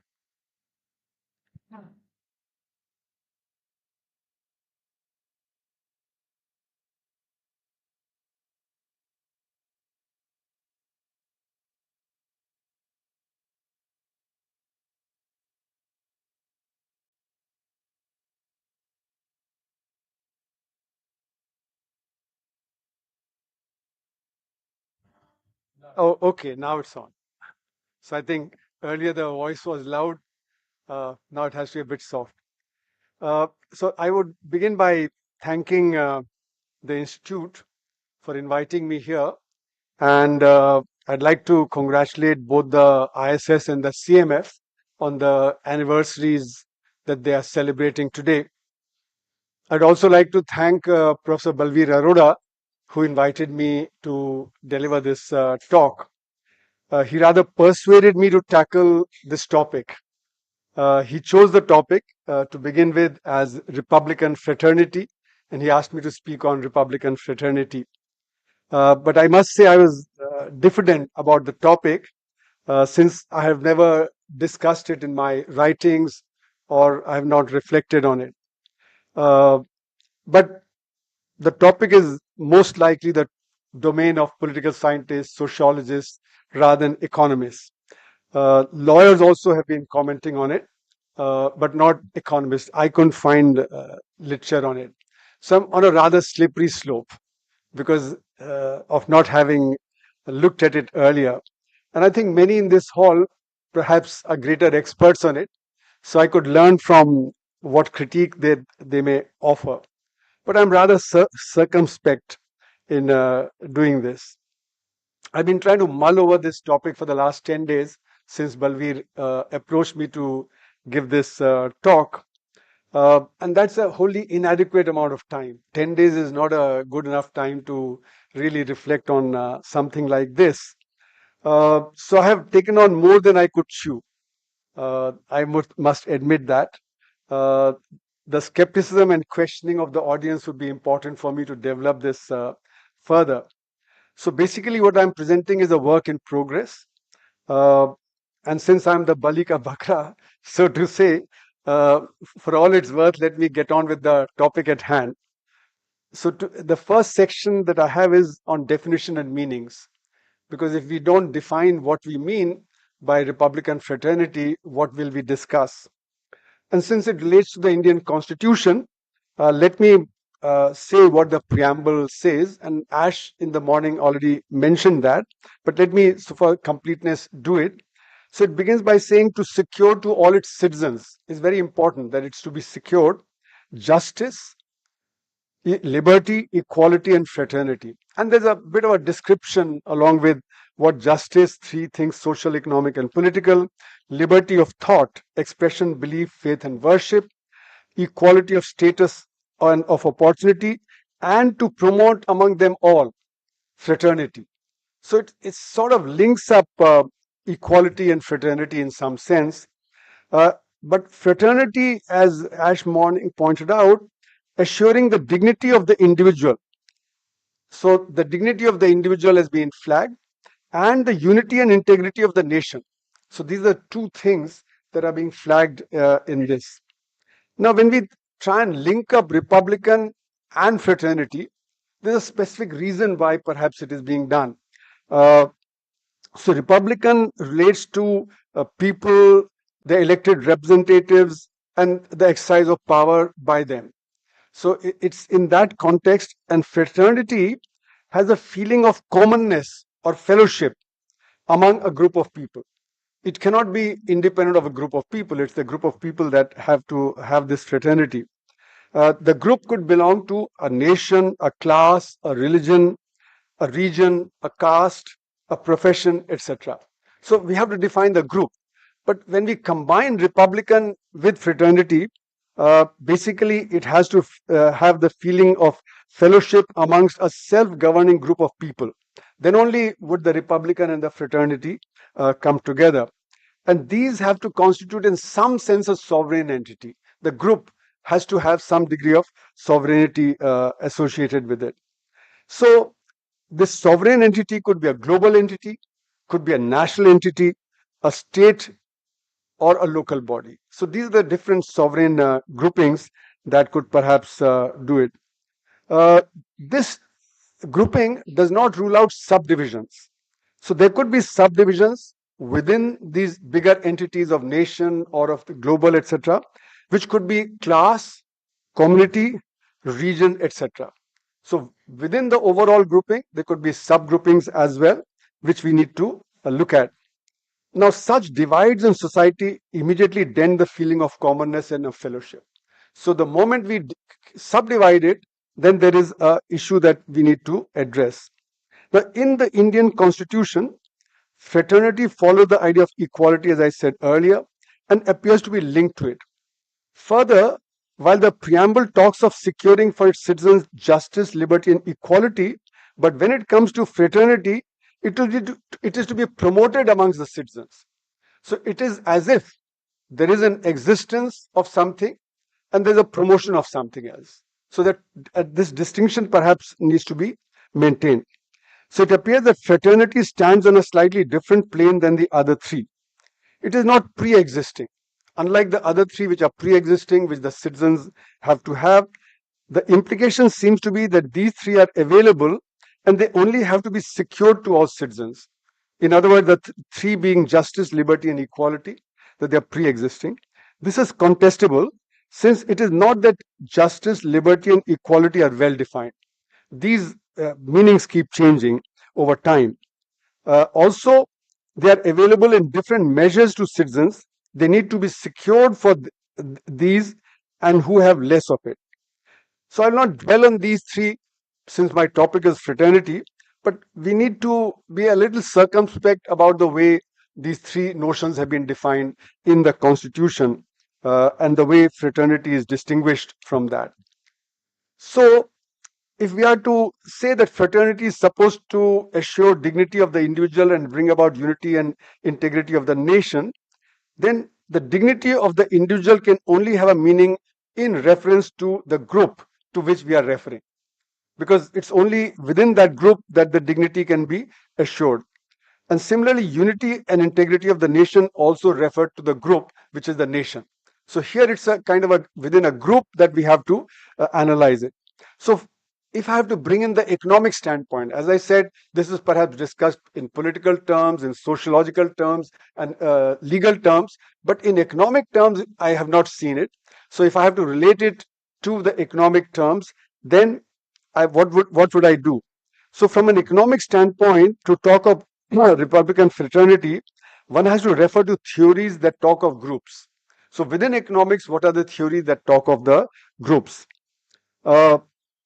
So when talking about groups, there are two possibilities which are currently in vogue.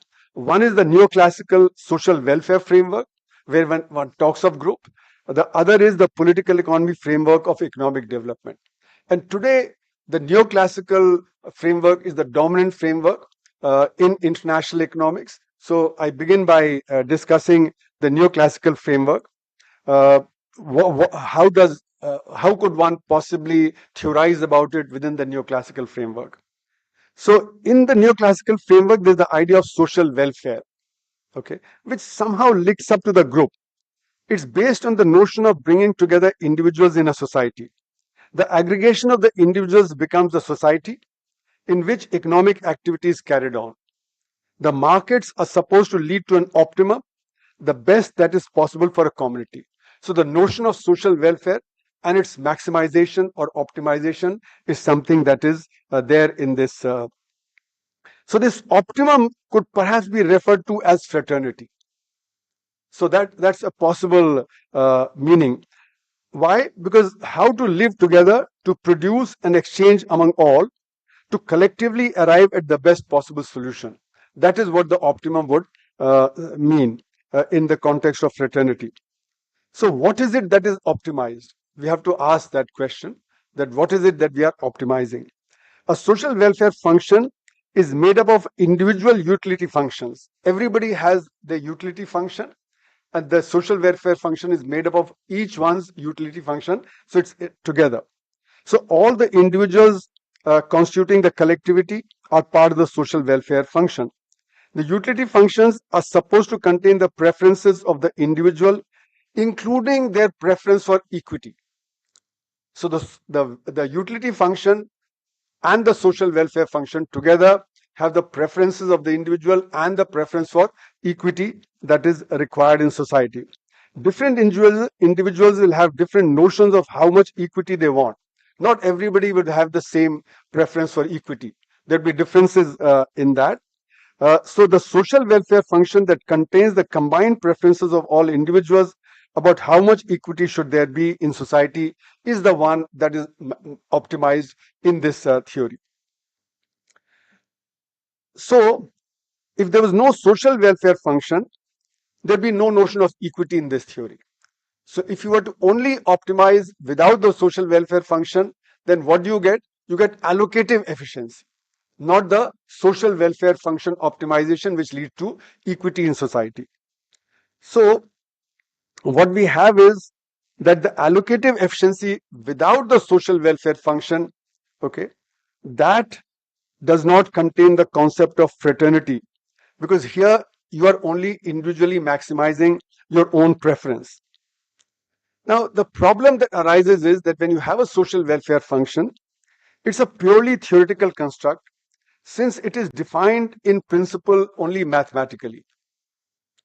And it's a function of function. So social welfare function is a function of the utility functions. Okay. And the utility function itself, which contains the preference of individuals, is hard to capture. Because you could have preference about any number of things. If there are 1,000,000 goods and services, you could have preference about 1,000,000 goods and services. So it's basically a theoretical construct, the utility function and the social welfare function as a function of the this thing. So how do you capture individual preferences? That becomes an important question when you have the utility function. Now, to capture these preferences, it's a very subjective thing. What preference do I have today for buying a pen or buying a paper or buying this microphone? You know, it's a very subjective context which can keep changing over time as well. So the existence of the social welfare maximization is purely theoretical. And what is the theoretical result it throws up? To achieve this social welfare maximization, you require a government. So it's not that the free markets will be able to achieve the social welfare maximization. You have to introduce the government for it. It's the government which will help you to achieve that. Now that goes against the basic tenet of free market theory of the neoclassicals, because you need a government to even theoretically achieve that. And how do you achieve this social welfare maximization? You have to do something called lump sum taxes, a theoretical construct called lump sum taxes. These lump sum taxes mean you have to redistribute the wealth in society prior to exchange taking place. And this redistribution has to be carried out by the government. So government is an essential aspect of neoclassical theory, even though we say free markets is what will deliver allocative efficiency. Now, in economics, in what happens in day-to-day life, there are what are called, from the neoclassical perspective, distortions. So all taxes are distorting taxes. So you cannot use a tax to do social welfare maximization. You have to have these special taxes called lump sum taxes, about which the individual cannot do anything. So these lump sum taxes are not the normal taxes. All existing taxes, which are direct taxes and indirect taxes, they are all distorting. Some more distorting, some less distorting. So it's only the theoretical lump sum taxes that can help you to achieve the social welfare optimum. So why are real taxes distorting? Why can't we use a real tax like income tax, a corporation tax, or a indirect tax like customs duty or excise duty? Why can't we use them? Because they drive a wedge between the producers and the consumers. Because if I'm a producer of, say, this microphone, and there's a tax in between, the price the producer gets and the price I as a consumer pay are different. And the two prices have to be the same for optimization to occur. So any tax will drive a wedge between a producer and a consumer. So therefore, there's a distortion. That's why we can't use those for the purpose of optimization. Now, there's a further complication. Apart from the fact that we don't have a tax which can get us to optimum, there's a further complication. And the further complication is that even without a distortion, a unique optimum can be found called the first best. Okay. So if there's no distortion, first best. But due to the distortion, we can only reach the second best and not the first best. The first best is unique, but the second best is not unique. There are as many second best as the number of distortions. Okay. So the real life situation where markets fail creates distortion. In real life, you don't have the ideal situation and there are market failures. So what are the kind of market failures? The market failures are merit want, education and health, which we discussed in the morning. Easy example is that a girl child's health is more important for the society, but girl child will get married. So individuals will not pay attention to the girl child's health. So it's not a socially optimum. So merit want is a case of market failure. Similarly, public goods is a case of market failure. Increasing returns to scale is a case of market failure. Okay. Externalities is a case of market failure. And increasing returns, I've already mentioned increasing returns to scale, asymmetric information. Like for instance, in education, I as a teacher know what the student is getting. The parents of the student don't know what the student will get. They don't know whether they'll get proper education or not. So this asymmetric information is also a case of market failure. So there are all these different cases of market failure, and associated with each kind of market failure is a different distortion. So that is why there's no one fixed optimum that can be achieved. And whatever is the second best optimum will be below the first best optimum. So in other words, this notion of fraternity, where do we fit it? Because there's no unique point. So it becomes relative. If you do this, you can have this kind of fraternity. If you do this, this is a kind of fraternity. But otherwise, there is no fixed notion of fraternity that comes in. Finally, the neoclassical theory realizes that equity cannot be reached in society without government intervention. So, in the neoclassical literature, we talk about equity and then we forget it. We don't actually try and achieve it. We only try and achieve what is called allocative efficiency. So, not only the notion of fraternity is not there, it can only be relative to the situation in the economy. Further, the notion on which the neoclassical economics works is dollar vote. Rather than a citizen having one vote, it is $1, one vote, which undermines democracy. More is better. So that leads to consumerism. Your welfare depends on consuming more. Rational individuals maximizing their profit. That's another concept that comes in. Leads to greed. Okay, because you can do it individually, and greed is raised to a high pedestal. Homo economicus, that only economics matters, not political science, not sociology, not history. Consumer sovereignty, that is, government should not intervene in the consumer's preferences. Okay, so therefore the consumer is autonomous. And what does it do? It results in atomization and dilution of the sense of equity and equality in society. So it undermines the notion of fraternity. All these principles on which the markets work undermine that. So that brings us to the second framework that we have in economics, the political economy framework. And this failure of the neoclassical framework to conceptualize the idea of fraternity leads me to the more widely utilized familiar framework of political economy in the development literature to delve on the idea of fraternity.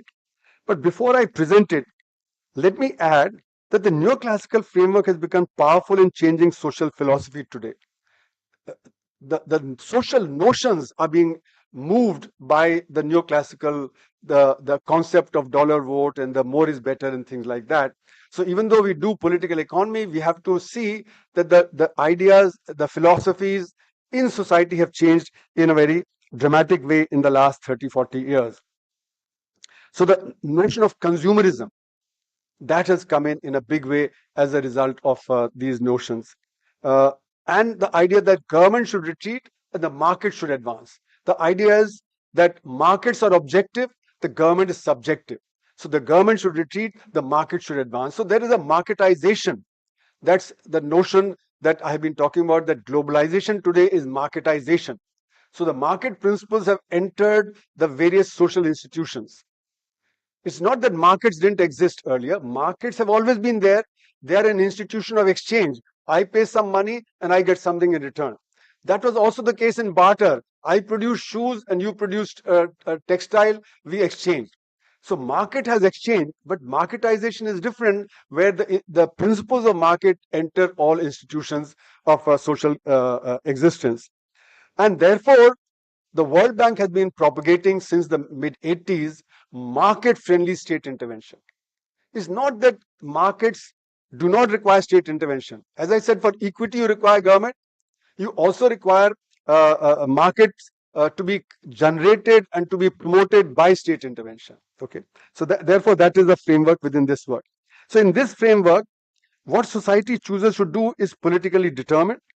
The notion of fraternity is determined by the nature of society being discussed, whether it's a capitalist or a socialist or a feudal society. So within the political economic framework, we need to look at the systems that exist.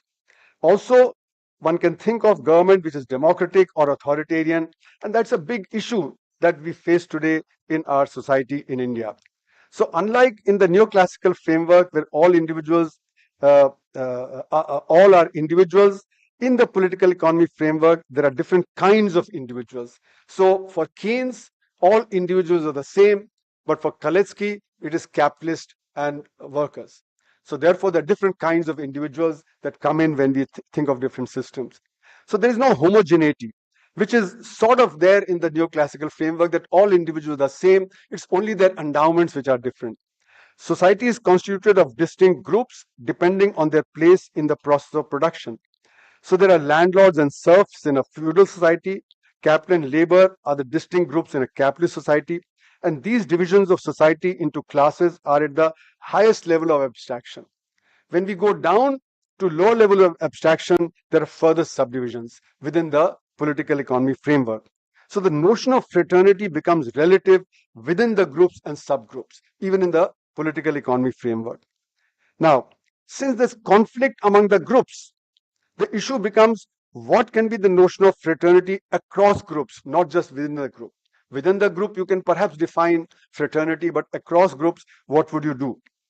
Fraternity should imply concern for each other's welfare, but that is not consistent with capitalism or feudalism, where class interests clash. Can capitalists be trustees in the sense Gandhi thought of them? Can they be benign? That's a question that we need to ask ourselves. Given the profit motive, that is unlikely. The drive for higher profits is always going to be at the expense of wages. So this contradiction between profits and wages would remain within a capitalist society. Then in what context can we talk about fraternity between the different groups? High degree of inequality, which is being further aggravated, they become source of downgrading of the notion of fraternity in society. So we have third largest number of billionaires, and we are 140th in terms of per capita income. So there is a deep divide, the deep inequality that is there. The growing contrast in the lives of different groups becomes a source of division in society. Conflict is further aggravated by the ongoing environmental destruction and marketization. The burden of environmental destruction falls disproportionately on the marginalized sections like farmers. They're suffering as a result of climate change. Their output is going to be further affected. Their incomes are likely to be further affected by that. Workers living in slums have a very uncivilized existence. Marketization also leads to the marginalization of the marginal, because if you have dollar vote, then those who have more dollars will be able to determine the market outcome as compared to those who have fewer dollars. These are detrimental to the development of fraternal feeling amongst different groups trying to maximize their own welfare. In India, the various dimensions of inequality are linked to the subdivisions in the society. So there are various subdivisions like rural, urban, organized, unorganized, agriculture, non-agriculture, regional divisions, caste divides, community divides, gender divides. So inequality has many dimensions. And therefore, this feeling of fraternity gets further split up across these different divides. Government can play an important role in mitigating or aggravating these divides. Usually, it is found to be an instrumentality in the hands of the dominant power, the capitalist in the present structure. So it is found to be favoring the well-off against the marginalized. The government is also favoring the organized sector, urban sector, non-agriculture, big business. In fact, it plays around the data to hide the reality. What Surinder was mentioning, the kind of data play because of which alternate economic survey tried to overcome that. So in other words, there's an invisibilization of the marginals in data and also in policy. We are trying to promote organized sector and trying to decimate the unorganized sector. This is never going to happen because the organized sector just doesn't generate enough jobs. Only 6% work in the organized sector, 94% are in the unorganized sector. All you can do is decimate the unorganized sector by the kind of policies like GST and so on that have been implemented, the kind of digitization that is being forced.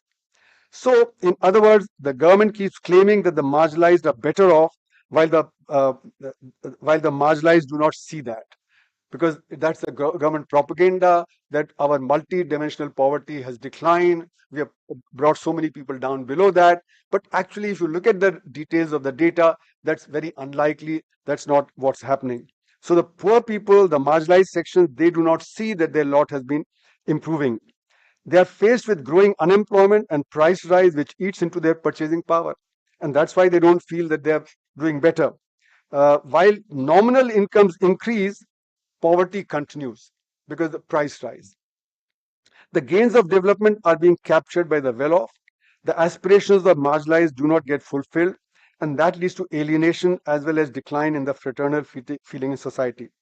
To mask the reality, the rulers use every possible divide to come to power. This is quite evident how power is being exercised today. This damages the fraternal feeling in society. Not only is the attention of the marginalized diverted by this device, there is hegemonization of thinking of the marginalized by the capitalist class. The marginalized are made to believe that their welfare lies in the capitalist system. Actually, unemployment and poverty are a product of the system.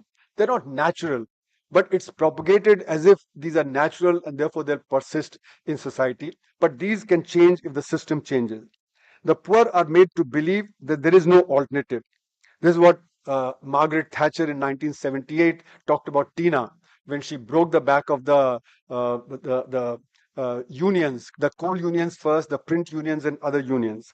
We have been using this in India since 1991. This has been particularly the case in India since 1991 after the collapse of Soviet bloc and the earlier 180-degree turn in China after Mao. These global strategic shifts led to the strengthening of international finance capital and its domination globally. India has also come into the grip of more and more since the mid-70s, more so after the launch of the new economic policies in 1991. So mid-70s is when you see these big global strategic shifts, also the emergency in India, and post-1991, the new economic policies. These powers realized that their policies promote inequality and persistence of poverty among the marginals. So the international finance capital started propagating the safety net idea from the mid-1980s. There's a book by Jolly and others talking about the safety net idea. So this safety net idea has been propagated in India as well post 2005 with the UPA government coming, the right to education and various other rights, work, etc. have been talked about. However, these policies are mere palliatives. They are not the solution to the basic problem of growing poverty, of growing marginalization that takes place within this framework of the neoclassical policies. So the crisis of the capitalist society has persisted because it's a palliative, it's not a solution. And that's why the market demand has not been adequate. Growth rates have declined globally. And that's why now we're talking about the universal basic income. Now, the universal basic income is an idea that actually is against the capitalist idea. The capitalist idea, which Kaletsky so well put in his basic writing, said, you pay for work done. You don't pay for work not done. But universal basic income is payment for work not done.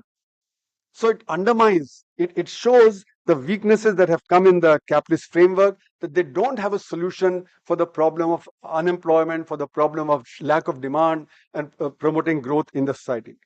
In India, this is working out at a different plane. Instead of long-term support to the poor via welfare schemes of health and education and investment in their infrastructure, free goods are being provided called freebies. So I've been arguing that the ruling party has a twin strategy of promoting the conglomerates, big conglomerates, allowing them to acquire assets, and on the other hand, keeping 80 crore people poor and providing them some kind of a goodie before the election. So this is the twin strategy to get the votes, but promote the big conglomerates. Unfortunately, these big conglomerates copied on the chaebol model of South Korea is not what the South Korean model was. There, the conglomerates developed technology to expand and they captured the world global market. Here, our chaebols, our conglomerates have not developed technology. They have grown by expansion through acquisition. So it's a difference. So the policy being pursued are leading to greater instability in political, social, and economic terms and reducing the fraternal feeling among the population. To conclude, the neoclassical framework does not help in furthering Republican fraternity or understanding what it should be. It only pays lip service to the idea of equity. Equality is not on its agenda. It promotes individualism in a powerful way, which has penetrated deeply into societal consciousness. The political economy framework offers a deeper insight into the societal dynamics and the breakdown of the fraternal feeling in a class society. In brief, instead of fulfilling the promise of the Constitution of promoting among the citizens fraternity and assuring the dignity of the individual and the unity and integrity of the nation, which is what the Constitution says, the opposite is occurring in India, and the result is growing strife in society. Thank you for your patience.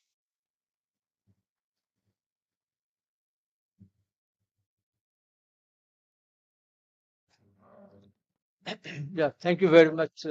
I will reserve my comments towards the end. Let's move to Professor. Now turn to Professor Shruti Kapila. She is from the Faculty of History, University of Cambridge, also Fellow and Director of Studies, Corpus Christi College, and Visiting Professor, National Law School of India, University, Bangalore.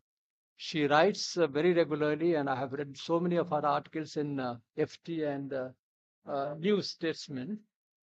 And only in June this year, she was awarded an OBE in the King's Birthday Honors for services to humanities. So over to you.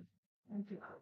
So would you mind if I just spoke from the desk rather than partly because I'm recovering from a cold and it's fairly no disrespect meant to the stage. So thank you very much. It's a great honor and privilege to always engage with, as it were, home institutions. I'm a product of Indian public education and very proud of it, including JNU and Chandigarh. So it's always it's great to be here this morning, and congratulations on this achievement. And I just thought when Professor Amita Singh was speaking about perhaps the degradation of the social sciences in our country, just a kind of strange statistic that nearly 70% of the new cabinet in the British government is actually not even social scientists, but historians. So, we do have a role to play. And I think that was just aside. So I'm actually going to keep my comments quite not brief, but I should sort of because I realize I'm between you and lunch, and we've gone on for very long. But I wanted to actually share something from my book, which came out a couple of years ago. It's called Violent Fraternity, Indian Political Thought in the Global Age. It's a history of political ideas. And really, it argues for the power of political ideas to change history. We tend to think of ideas as something which is just a kind of layer on the top, and somehow something else is deeper, which has more transformative potential. And the book is actually a critique of all that, and particularly, with all due respect, a critique of actually sociological understandings of India. So we tend to think of India as primarily a kind of rich empirical, case perhaps of the theory. But my argument is the opposite, that really big, powerful ideas came from India in the beginning of the 20th century, which transformed the basic grammar of modern politics. And it's a duty of academics such as myself to actually convey what those transformations were. So it's the same problem we have with elections, since one is going on right now. We think that looking at the numbers story, we already have a kind of empirical kind of grid, and we just have to map the changes there.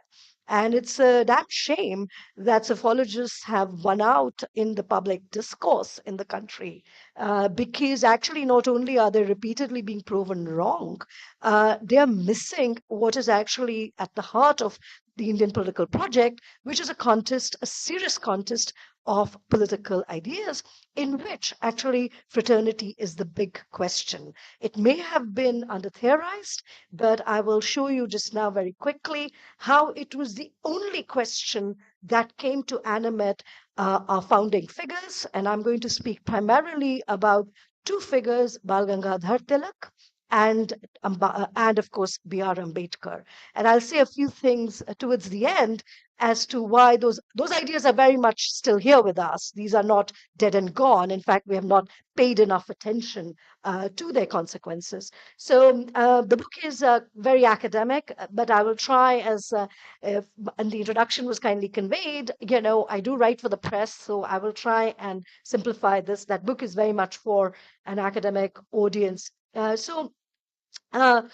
and one of the problems we have, and that's an academic problem, but it's also a general problem, we think that modern West created modern politics, including the slogan of liberty, equality, fraternity, which is, of course, the founding of the French Revolution, which is the founding of modern politics. And we think that India then just, tinkers with some of the stuff, and, we just cannibalize it, or we make it socially kind of acceptable.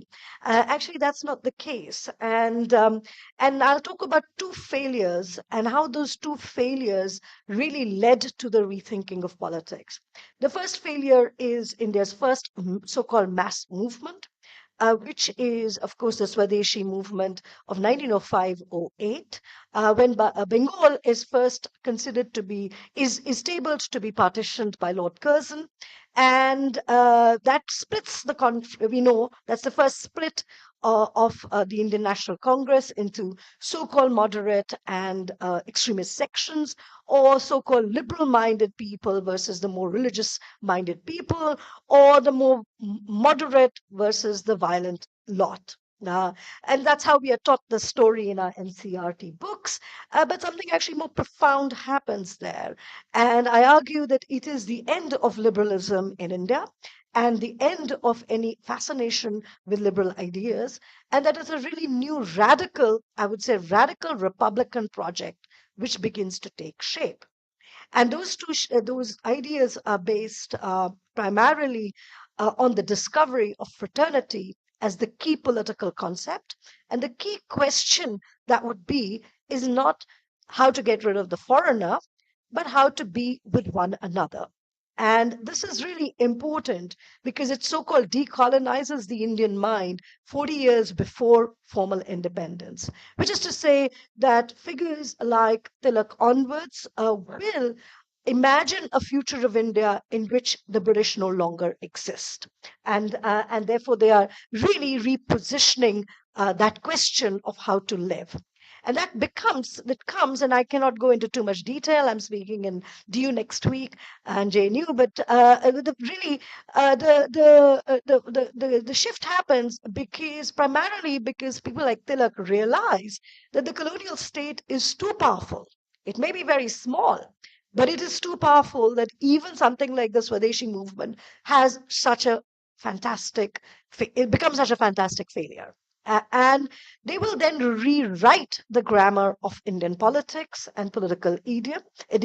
So no longer would it be the question of the law, which is how the 19th century and early 20th century questions were how to seek more representation from the British, how to petition them better, how to get separate electorates or not to get them. All this would be cast aside, and the question would be really the fundamental questions: what is politics, who is the political enemy, and how to be a fraternity. And here it's very interesting, and again, I'll only speak very briefly. three foundational books of Indian political thought and imagination are written within months of each other, each reflecting on that question.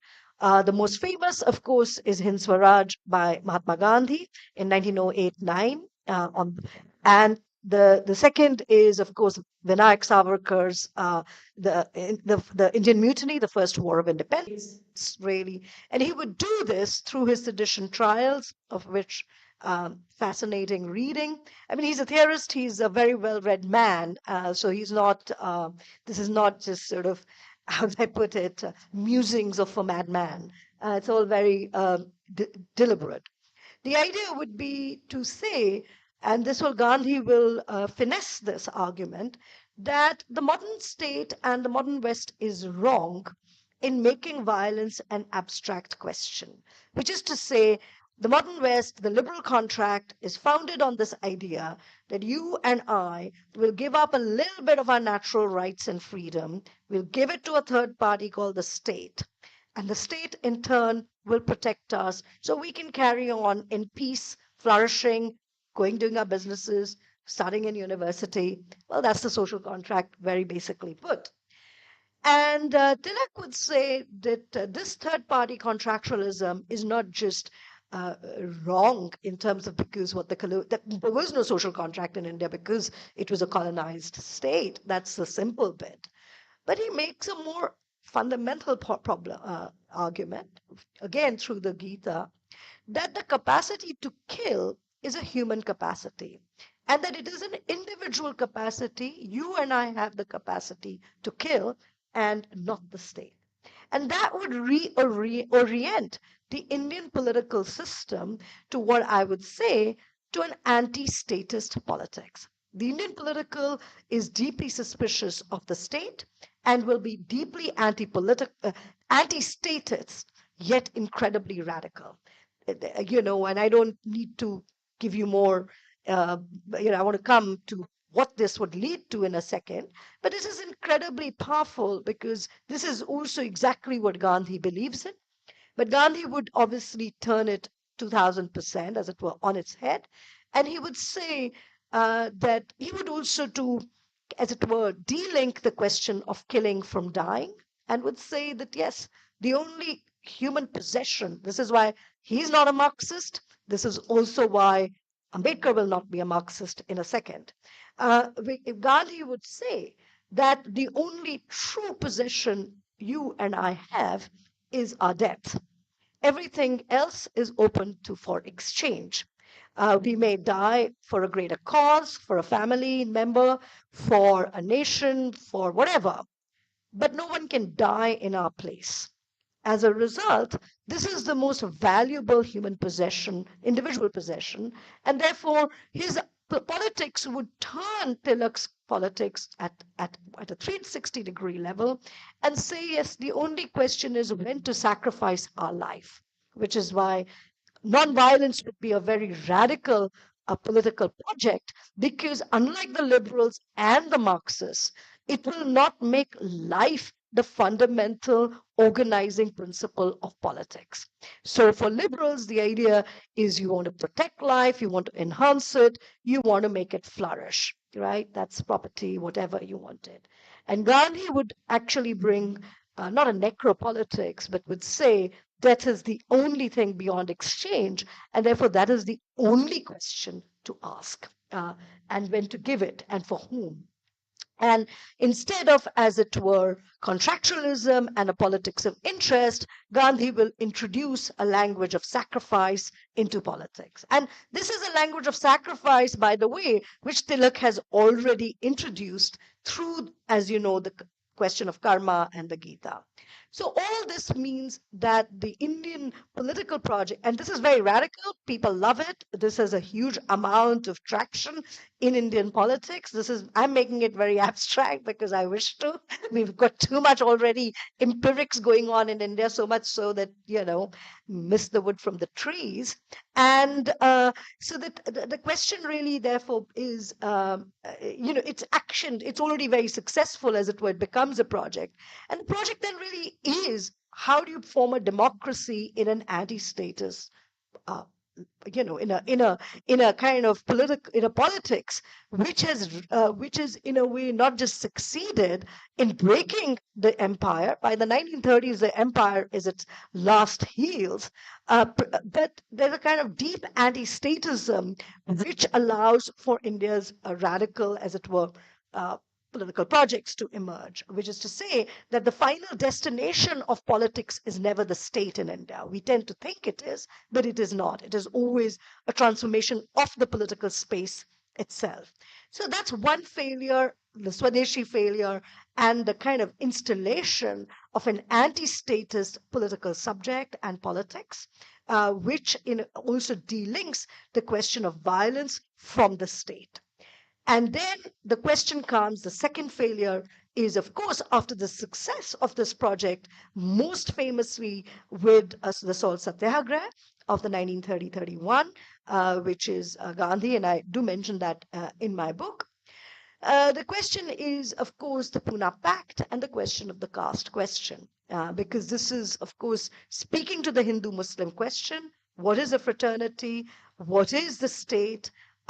And how to live with each other, and so on, and how to be sovereign, as it were, how to have control over one's political destiny.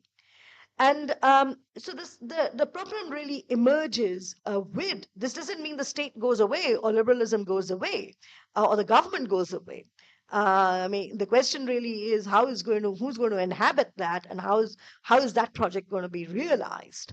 And here, I think it is not just India's great luck that the figure who will have the most important role to play in it would not be Nehru, but would be Ambedkar, alongside Patel, but I'm going to bracket Patel for today.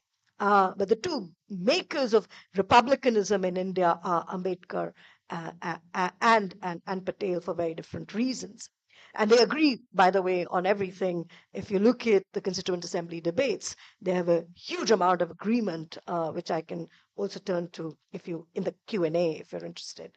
So really, what is at stake in the 31-32 fight, of course, is we know that Ambedkar wants the recognition of the Dalits as a separate electorate and special dispensation, and that is denied because Gandhi would say that the law, we all think that Gandhi is saying it will destroy Hinduism. Yes, that's one argument he makes. But Gandhi's ultimate argument is that the law is not going to transform caste, that the law is an inadequate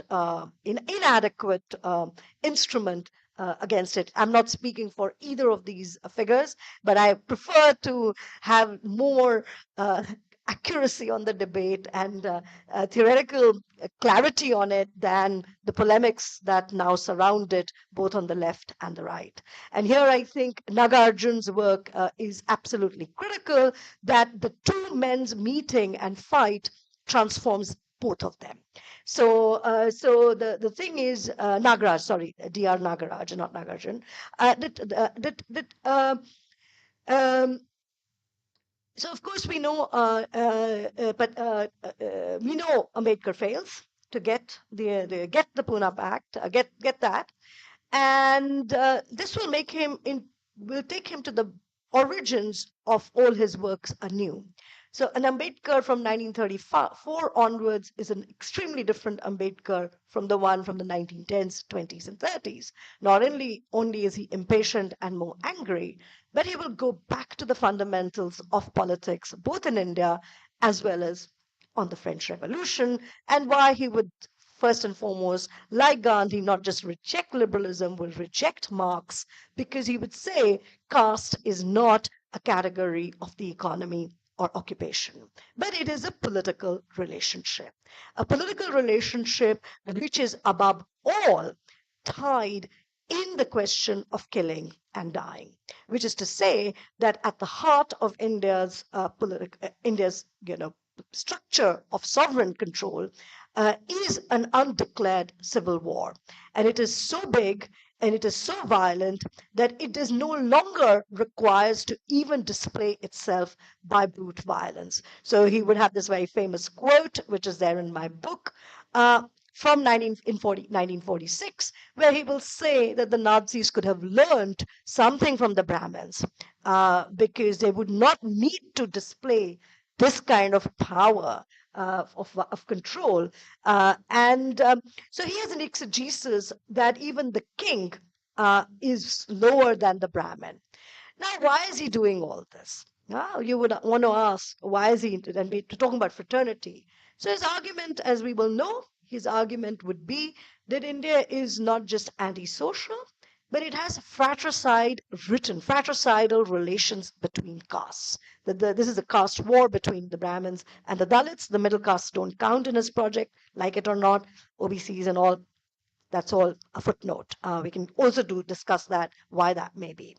And his question is that yes, Gandhi and even the likes of Tilak may be right. These are individual capacities to die and kill. But his point is that the Brahmin has become so the position is what he calls an immortal sovereign, that empires and dispositions will come and go, but the immortality of the Brahmin will remain as sovereign in India. And that's because of the caste question, in which the caste question is really a political question on who has means to violence. And he wants to change that. But his other argument is that the Indian social is such that it is anti-fraternal because isolation is the highest ideal of that society. Yeah, the Brahmin it's not about purity pollution, it's isolationism, which is beyond exchange. That the Brahmin position needs to be beyond exchange, beyond, it doesn't, so how are you going to create a fraternity? So why is he asking this? His question is this, because he's interested in democracy. Everyone's interested in that project. He looks at the French Revolution case and he says, well, you kill the head of the king, and the people emerge. Yeah, that's what it is. What are kings? They represent the authority of gods on earth. They are the sovereigns. And once you get rid of them, the aristocratic order, this is why they're killed on the streets, you can have democracy. And it's only in republicanism you can have true equality, because there is no one superior. The aristocratic order has gone. And his argument is, well, great, we could do this, but actually killing the king will not result in the rise of the people in India, because isolationism and Brahmanism will stay. And he makes this really fascinating and controversial claims that even the Mughals and the Muslim rule in India had not really shaken this up. They just sort of, so you could have, as it were, imperial dispensations coming and going. And because even the king was lower to the Brahmin in this order through this immortality. I've explained it at greater detail in my book on the passages. This is not just me theorizing. This is highly empirical, footnoted, quoted, and so on. And so then the project is, you can't have a democracy in the society, because it's anti-fraternal, it's isolationist, and it's got this problem. And the problem with the failure of the Pune Pact was that there's also no will for that attitude to change, because yes, Gandhi may be right, the law can't do anything, but for Ambedkar, you cannot rely on the goodwill of the upper castes to change themselves. He may be right that you have to change the goodwill, you have to change the hearts of the upper caste to transgress this caste order, but that's like, leaving it to fate, and so he wants something more permanent, both to design a democracy and to kind of take away this willfulness, because he knows that's not going to happen. So the question is then, how do you create a democracy in India? And here is my two bits, which is to say, you cannot evade diversity and conflict. You have to, in a way, institutionalize it. And that institutionalization has to be in such a way that it converts the violence of caste into a competition of castes. And that's really our reservation system. It is not a system of jobs, employment, equality, dignity. It is a straightforward putting the conversion of an inherent social violence into adversarial competition and the forcing of castes to come to the same playground and work together, face each other, because you're not going to give it up. So you may as well have to compete. And which is what one can call it's an agonistic democracy. It's a agonism, struggle. So you're not trying to transcend he's realized after the Pune Pact, forget it, ain't going to happen. So you've got to produce a kind of framework in which the Brahmins are forced to compete and they are forced to share. They're made to face each other because they have to they're not going to end their isolationism. So you turn from, as it were, the antagonism of caste and its undeclared civil war to an agonism of party politics. And I don't have the time now, but it's also interesting that Ambedkar is the only founding figure who has written a treatise on Pakistan. Not even Jinnah spends time thinking about it. And that's because he realizes that the Hindu-Muslim question is a triangulated question with the caste question.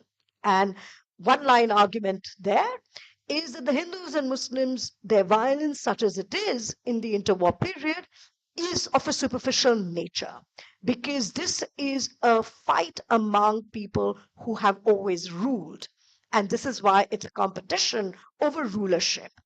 And therefore, he, in a way, will not say yes to Pakistan, but would veer towards that, because he's also saying you cannot really force people to live together if they don't wish to. And by the same token, he's arguing that the violence is so deep between the castes that it doesn't even display itself. Usko expression dena hai, usko ubharna hai, it has to come out, and it has to come out in the form of an adversarial competition. He's a non-violent thinker. And that is, in effect, the design of India's democracy. Because, and we can talk about Hindutva another time. I have a chapter on Savarkar too. But this is the design of Indian democracy, because 70 years later, all parties are caste parties in India.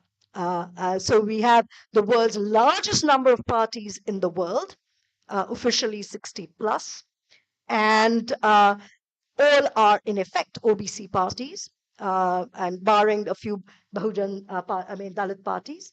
So in a way, the Ambedkarite architecture of Indian democracy has played out as a kind of adversarial problem. And you have a question of what to do with the kind of idea of the BJP and whatever, the Hindutva project versus there's just the Hindutva project, and what happens to the Congress project is a different matter. So that really is the problem with the question of fraternity and republicanism. And I'll conclude here, because there is this, what is fascinating about the Indian political project is that from the 1920s onwards, there is pure consensus. There is not a single spokesperson who is against republicanism. And it's a fascinating thing, given that there were 560 plus monarchs or semi-monarchs or petty monarchs, why India produced not a single conservative thinker of monarchism.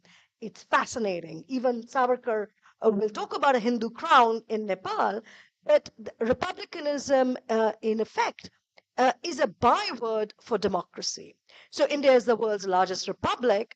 And if you look at, as it were, the canon of political thought, so if you have children, or if you look at even a book of just buy like the ABCD book of, modern politics, you will read that the story of modern politics is told as a struggle between aristocrats and the people, between kings and the people.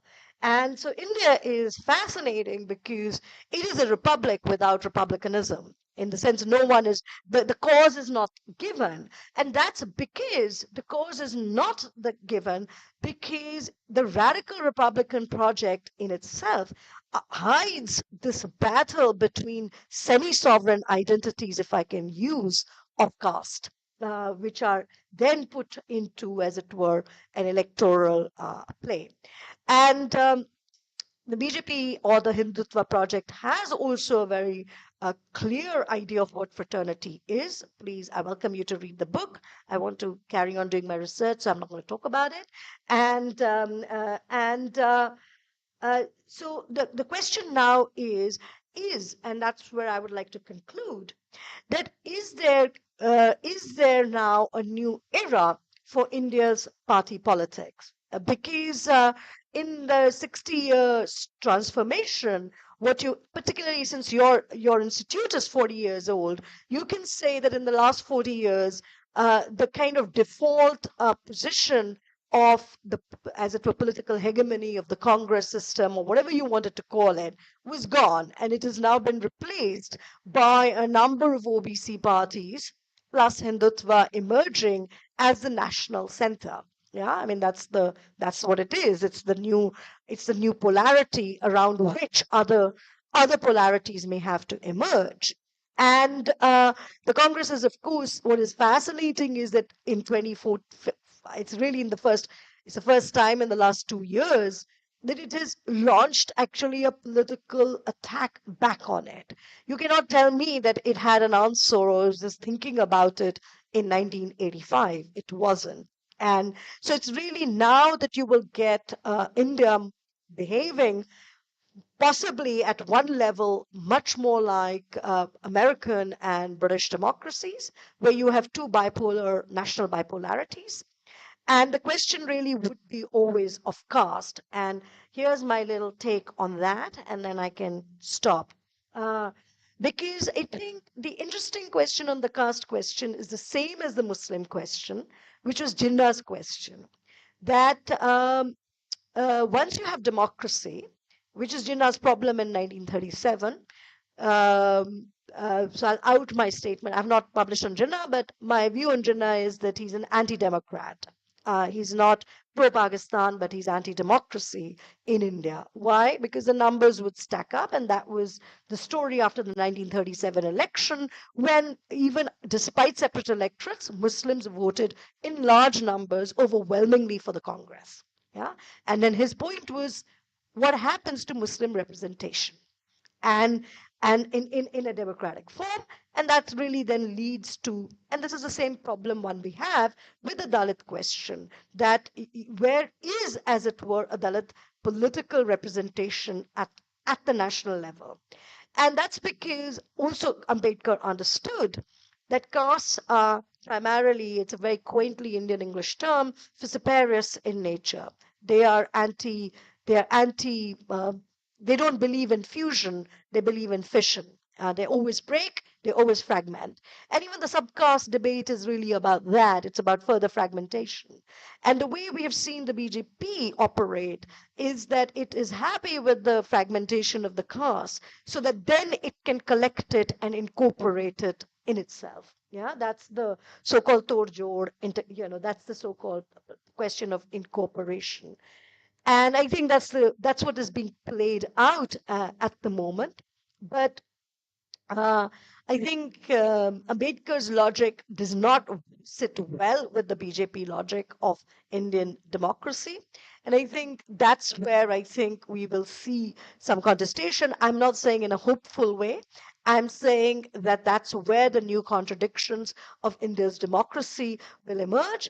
And I hate to say it, I feel vindicated this morning because Haryana has not gone the Congress way, precisely because the question of incorporation of the OBC is where the Indian political story has gone, and the Dalit story, for whatever reason, has not been able to scale it up. Much like the Pune Pact, it will have to live with other bigger players and see that. So I leave it there, and all questions welcome.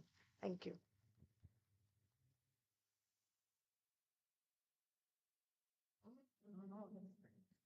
Yeah, I think, may I invite Professor Rekha Saxena for her comments. And then we will have Ms. Chinky and finally the Q&A. Good afternoon, everyone. Uh, First of all, I would like to congratulate Institute of Social Sciences for successfully completing, 40 years of excellence under the dynamic leadership of Dr. George Matthew and Dr. Ashnayan Roy. And it's a matter of great pride for me because I have been associated with the Institute for almost 3 decades, since 90s, and we have organized several events together.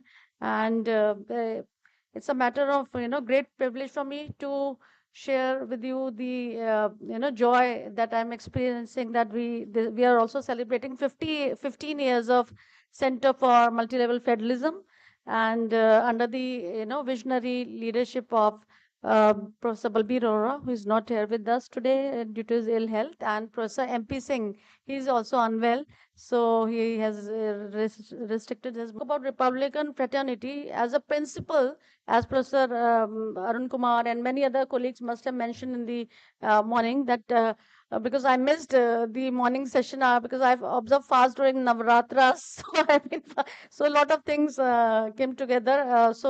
But I think, in my opinion, it's of course the bond of mutual respect and solidarity among citizens, and it is one of the core values which are enshrined in the preamble of Indian Constitution, alongside liberty, equality, and justice. And if we remember Dr. Ambedkar, the founding father of our constitution, the key architect of our constitution, he famously noted, that without fraternity, liberty, and equality would remain hollow ideals. And in this context, he not only refers to a sense of brotherhood among individuals, but also highlights the moral obligations of Republican state to promote collective, well-being. Now, coming to Indian federalism, it is not just a structural framework, but I would rather argue that it is held together by the spirit of fraternity. And the federal system in India can only function effectively if states and union, they respect and trust one another, fostering the spirit of cooperative relationship between the two. And here, the Republican fraternity, I would say, plays a pivotal role.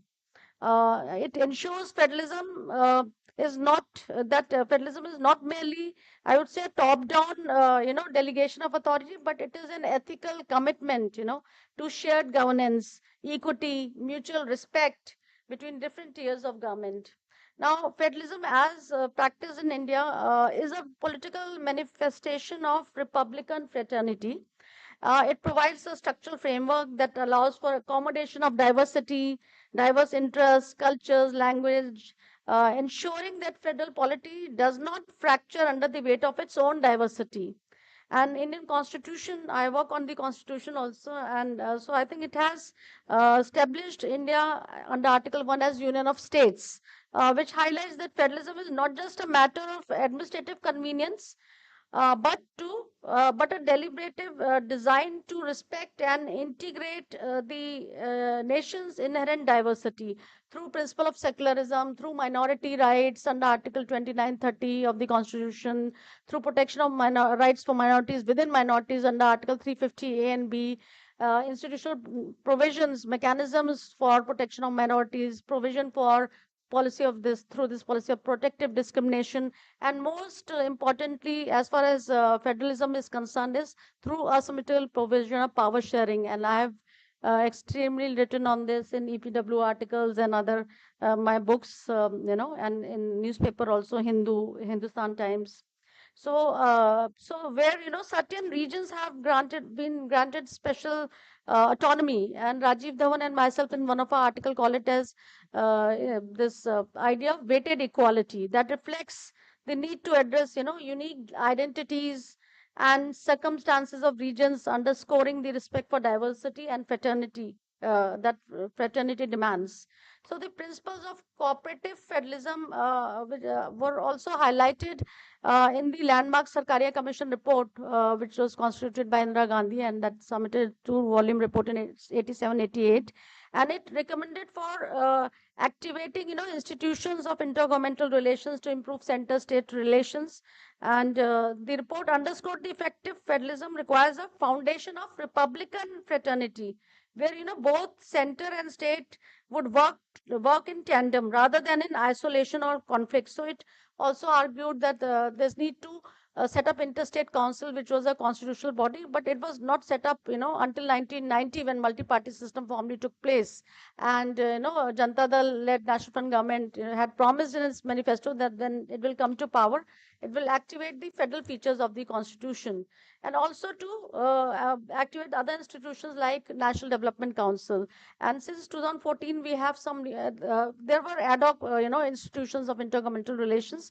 But since 2014, two new institutions of intergovernmental relations have been established, especially in fiscal federalism. Professor Arun Kumar is an expert here. So he has that book on GST. So GST Council, that is a very important intergovernmental forum, and Governing Council of the Niti Aayog. I wrote a piece with Wilfred Swindon when we were doing a project supported by Liverhome Trust in UK.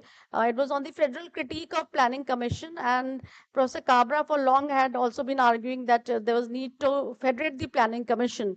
And when BJP-led NDA came to power, it transformed, abolished planning commission and transformed this into Niti Aayog and governing council of the Niti Aayog. So without the, to make the spirit of collaboration and solidarity, so without the underlying trust and mutual respect, such a federal initiative would have been difficult to achieve. Also, the response, I think, to COVID-19 pandemic also serves as an example of how Republican fraternity and federalism can work together. I wrote a piece on pandemic federalism for Forum of Federations, which is based in Ottawa, and I'm on the board as honorary senior advisor. So the need for coordinated efforts between central government and state administrations, highlighted the essentiality of collaboration. So even though there were tensions, that arose over resource allocation, decision making, authority, underlying, sense of fraternity among states and between them and the union for that allowed for collective response. Of course, there was room for improvement. In the initial phase, there was a lot of centralization through central directives, and the states had, grievances that they were not consulted. But in the later phase, the Prime Minister conducted some video conferences and took the states on board, and in subsequent phases, there were a lot of autonomy that was given to the states. But there was, of course, scope for improvement. And however, the relationship between Republican fraternity and federalism is not without challenges, and like regionalism, linguistic divides, and asymmetrical nature of federalism, where certain states like Jammu and Kashmir, prior to abrogation of 370 had special status. They have all, at times, I would say, tested the limits of fraternity. So I wrote a big piece in the Hindu on Independence Day on asymmetrical federalism. And then, for example, debates over usage of Hindi as the national language in 1960s ignited regional tensions, especially in Tamil Nadu. So these tensions were resolved only through the spirit of compromise and fraternity, underscoring that without a commitment to Republican ideals, federalism can become a battleground for division rather than unity. Similarly, I would say economic disparities between states, such as North-Side divide in revenue collection, often, strain the federal fabric. And Professor Arun Kumar has talked about in his book on GST Council how the issue is very, contentious between the center and state over the voting pattern in the GST Council, and that he has argued that how this will dent fiscal federalism, harmonization will dent fiscal federalism. And then there's this, I think, however, it is the Republican fraternity, I would argue, that can bridge these gaps as it calls for mutual support and equity, urging the stronger entities to uplift the weaker ones. And there are provisions for fiscal equalization, of payments in all federations. At the same time, as far as future of democracy is concerned, India's journey towards deepening democracy, I would say, demands a greater commitment, to Republican fraternity, especially in federal context. And as federalism evolves to meet these new challenges, such as environmental sustainability, technological advancements, increasing regional demands, the role of fraternity, I would say, becomes even more critical. And to conclude, I would say the future of because I don't have much time, and the other speakers, and I don't want to come between lunch and you. So I think just last sentence I would like to say to conclude this is that the future of democracy in India depends on our ability to nurture a sense of shared purpose and solidarity across state and regional lines. I thank you so much for giving me this opportunity to be part of this important deliberation, and all the best. Thank you. Thank you, Rekha. Thank you, Rekha, for bringing new dimension through. Okay, fine. So I don't want to say finally. I think it's not finally, but we are very privileged to have Ms. Chinky Sinha, Outlook editor, and so she will also make some observations on the lecture and all that. And then we have Q&A. Definitely, we must have even if 4 questions, and then.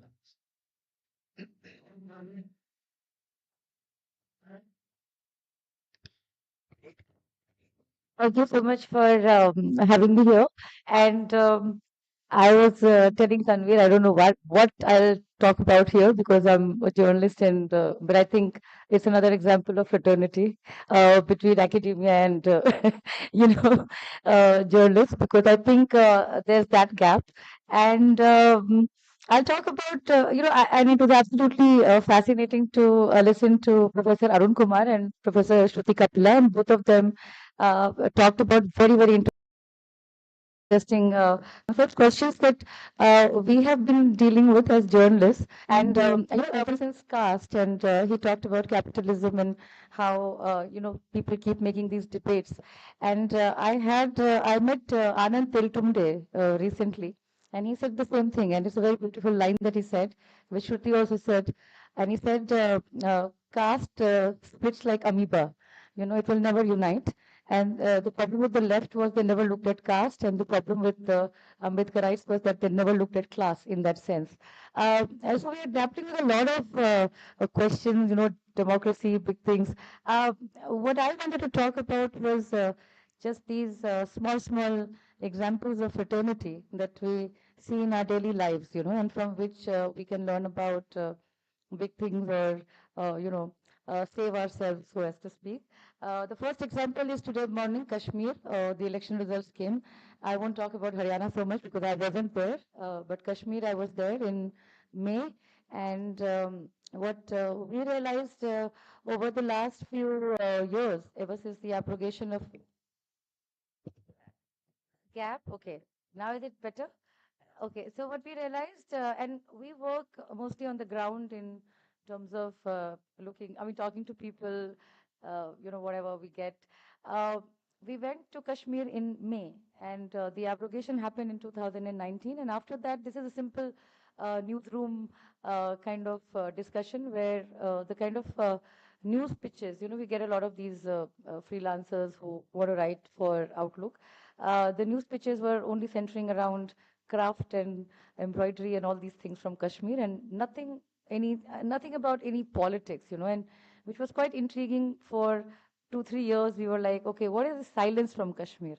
And so we thought maybe we will go and look at silence, which was kind of odd, because people were like, how do you firstly go and talk to people? And this is another example of fraternity, because we were like, okay, this is about dignity of the people over there. They have been living under this imposed silence, and we can do something from here, go there and find out, despite whatever the dangers might be. There's a lot of censorship. I mean, everybody knows. The moment you talk about abrogation in Article 370, there can be repercussions. We are still dealing with certain questions on that front. So we went to Kashmir, and we were like, we had to go twice because nobody would talk. And people would talk to us kind of like, off the record, as we say. But people helped us a lot. So let's say somebody wouldn't talk, but somebody would lead us to somebody else who might say like 2 sentences, and that somebody would tell us to go to somebody else. And it was fascinating because, people were ready to help, because and nobody ever asked us our politics, which clearly, there's a lot of that question. So I thought that the election results are all about dignity, at least in Kashmir, because they had been shunned into this whole isolation, which Shruti also talked about, but isolation of a different kind. So today we saw one example of fraternity, and different groups in Kashmir had come together. Uh, Again, different kinds of fraternities were in play, and also from the newsroom. Um, so that's one. The other example I saw was in Goa. 2 days ago, I was in Goa, and there's a lot of land conversion happening in Goa, which means there are a lot of these hill cutting forests, and there was an ad in one of the leading newspapers saying "Conquer Goa" by a big real estate firm. And now these like individuals in Goa, like Victor, and there's this one school teacher, they have all come from their own villages and kind of uniting to fight this land conversion and erasure of their own identity, what is considered to be the Nisgoan identity, and a party called the symbol is football, and they talk about this Goan identity, saying that the Goa belongs to the Nisgoans, which is another example of this kind of stuff. Um, the other key question which I was thinking about when I was listening to them is, this unity and diversity question, which is we talk about it, but we don't really kind of know how to practice this fraternity in our daily lives. And I was talking to Tanveer, and he remembered this one story from long ago. And over the years in my own lifetime, I'm 45 now, and I see a lot of this division now. Maybe it's more visible. Maybe I'm in that situation now to see more of it. But when I was growing up, actually, I had two grandmothers, and we were forever really banned to speak about this one situation in the family. But now we understand it a little differently. I'm from Bihar, and we had this, the two grandmothers really got along very well. So they had pan together, and grandfather was never in the picture. One of my grandmothers was Adivasi Christian from Jharkhand, and the other grandmother was upper caste Kayasth woman. And all their lives, they practiced this sisterhood, and my grandfather died, and the two women kind of continued their friendship. And she was never asked to change her religion. In fact, we celebrated Christmas when we were young children, and we used to get this cake and all, and it's a memory that has been there. And somehow her name, I think they wanted out of aspiration back then to call her Mama, and it became Mama. So Mama died a few years ago, and my grandfather also, grandmother, grandfather, everybody is dead now. Uh, the fissure started when they tried to cremate her and not bury her. That was her last wish.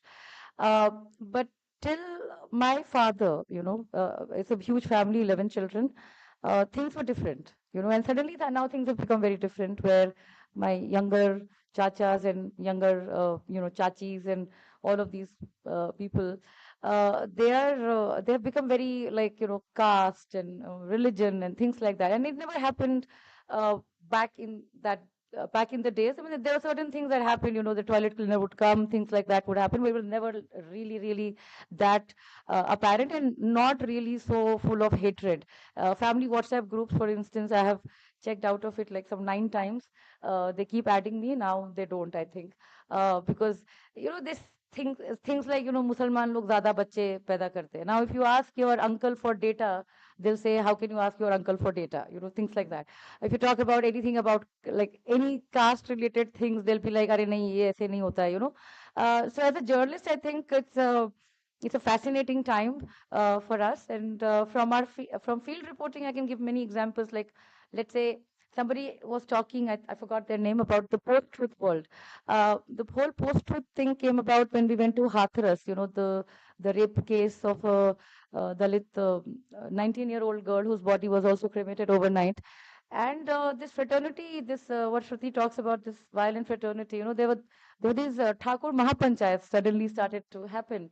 And I was there for 3 days, and we didn't understand what was going on, because this fraternity comes to you in weird ways. And we had gone to that spot, and suddenly these village people stopped us and said that the girl was having an affair with the Thakur boy, and as if it was okay to kind of kill her and leave her and burn her body like that.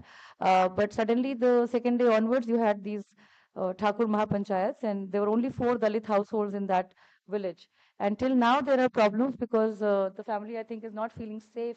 All political parties came. Chandrasekhar also was there the day I was there, and he kind of, they all made too many promises, but I think nothing ever came out of it. Recently, we even brought out an issue on rape, after the Arjikar rape happened, and we remembered all the rapes that had happened in India in the last 15 to 20 years. Also went back to Aruna's story, which was KEM Hospital, and where she spent 25 years in a vegetative state. Now, there was that fraternity of the nurses, who took care of her, and she had nobody. I don't know if you guys know that story. Pinky Virani wrote an excellent book called Aruna's Story. But saying that, the caste question, which Shruti has talked about, is kind of, and I'm not an academic, I'm only talking about from experience on the ground and from field reportage. It is a big question, and it is a very important question. I think media also gets it wrong many times, because diversity in newsrooms remain a big problem. We don't really have people who come to report from the Dalit community, let's say, or from minority communities. There are not many newsrooms you'll find with this kind of diversity. And I'm not talking just diversity for the sake of diversity, but real diversity in terms of thought as well. I have spent time in many newsrooms, and the kind of attitude that is there is kind of like strange, because they actually will do more to divide rather than to unite. So there's a lot of misogyny, sexism across newsrooms. Women are not really given the kind of chances that they should get, because their voices are also women look at things very differently, so I think that's another point. But hardly we have stories from, you'll be told things like transgender community, for instance, right? And there was this one, 2 examples that were cited, I think Supreme Court Navtej Johar case of fraternity as well. How we misunderstand them. But if you go to any newsroom and pitch ideas about covering the transgender community, or covering, let's say, a Dalit story, you'll be asked, what is your target audience? Who's going to read this story? Now, these are like, it might seem like small issues, but they are big issues in terms of the patterns of how we consume news. Because when we look at news, that's how we decide as to how to treat the other. So that question of dignity is very important over there. And the academics are doing brilliant work. They are decoding all of this.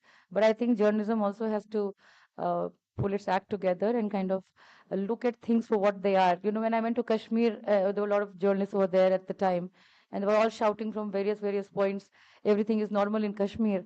And I'm like, what is normal in Kashmir? Even in terms of visual optics, there's nothing normal in Kashmir. How do you direct traffic with an AK-47 in your hand, right? I mean, I don't see traffic being directed in Bihar with this AK-47 in hand. So there is that. I think there's a lot of pressure on the media as well. But I think the first step we can all take is to read more, socialize more, and kind of fight for dignity. Like, in the sense, it's not just about my dignity, but it's also about the other person's dignity, and go out and talk to people. I think that's the first step towards fraternity. And I think it's a very important concept. It was always my favorite word, liberty, equality, fraternity, justice. I don't know how much is there, but yeah, we can. I mean, that was the only thing I wanted to say, and it was great listening to them. I'm of course not an academic, so I don't have that kind of insight. But from the ground, I think it was fascinating, and I get to learn a lot, and that's why I'm very thankful that you keep inviting me here. Like today, I learned so much, and yeah, thank you. Thank you very much for getting us a new dimension and from a media perspective. Now, 4 quick questions only. I hope there is no problem. Yeah. And yes. No, that of course. I'll just Q&A, I mean, that wind can it up, in just right? 2 minutes. I'll give a vote of thanks. Yeah. Yeah, of course.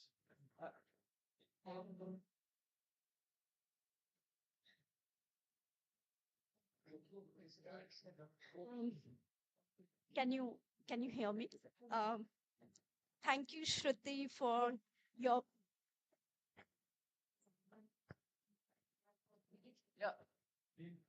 Yeah, I think you can hear me.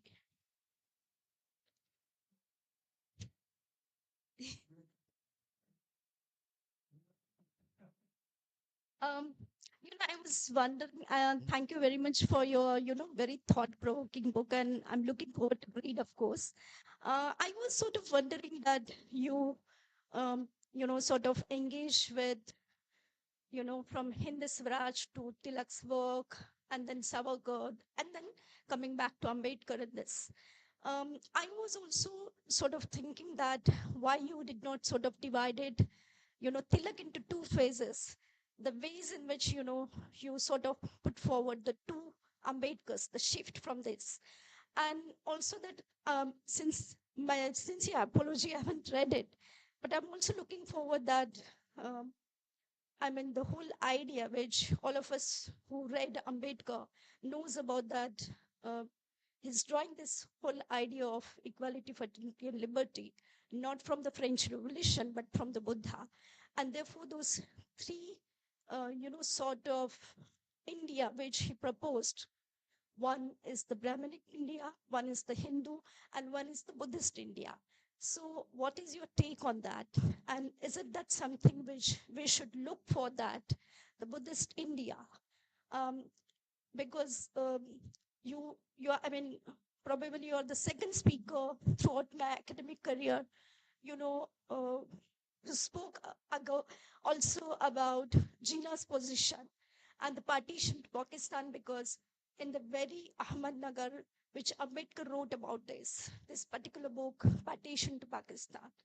And I was also sort of locating that what are the sources you used, because I, being a Maharashtrian, looked at it very differently. The Tilak's position. I mean, I do agree with that, but I need to read. And of course, I'm going to take your email ID because so I can more critically engage with you. Thank you.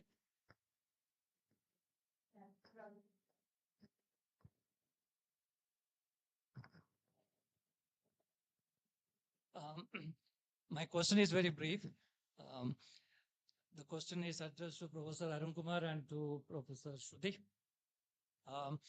Do you see any direct linkage between most of our contemporary social, economic, and political problems that we are facing as a country to the dilution of two important concepts or components of this our constitution? One is of the fraternity component in the preamble, and the second is about the dilution of Article 1 of the Constitution itself, that India is a union of states. So do you see any direct linkage between the dilution of these components to things that are happening? I mean, the major, as I said, the social, economic, and political challenges our country is facing today.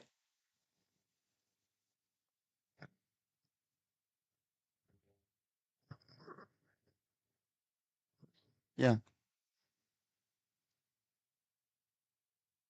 Good afternoon, everyone. I am Noni. I am from Manipur, and I teach in DM College, DM University, Manipur. And I want to give a different reading of Article 1, which has been talked about today, particularly when most of us were talking about India, that is Bharat, a union of states. I think there is a need for rethinking this whole idea, that is, when I read the Constituent Assembly debates and the philosophy of writing Article 1, it looks like that the whole idea of having India as a union of state is basically to not make it a real federal state. That's number one premise.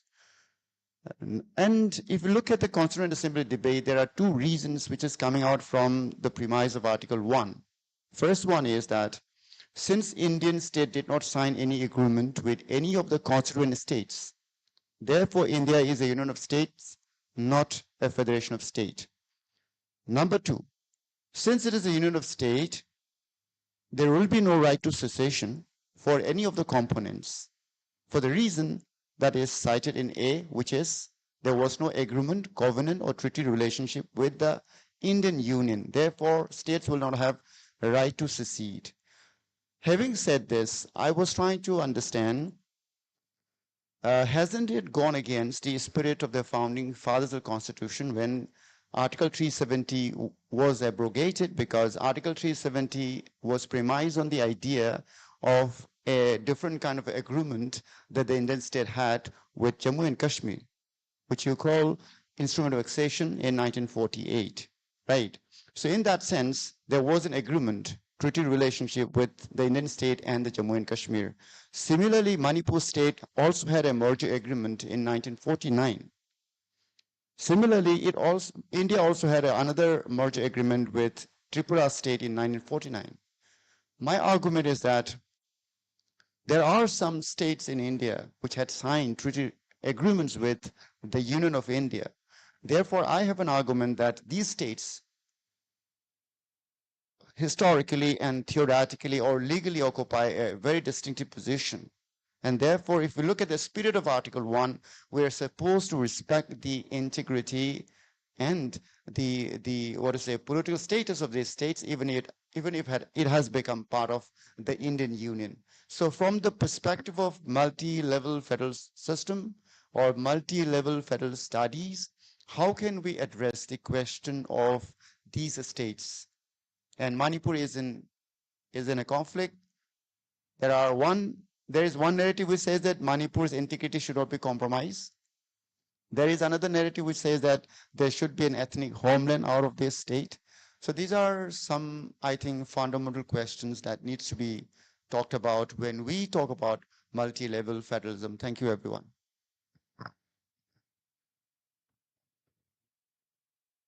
Anyone else? Just a little comment on this. You know, it's just a theoretical comment on your first statement that you made, Republican fraternity. And you said comments are invited because this is still in developing. So, you know, because Republican has a boundary, fraternity is without boundary. So to fit fraternity into Republican would mean that somewhere we go back to Manchur Olson's theory, you know, collective choice and individual choice, just that, just to trigger ideas.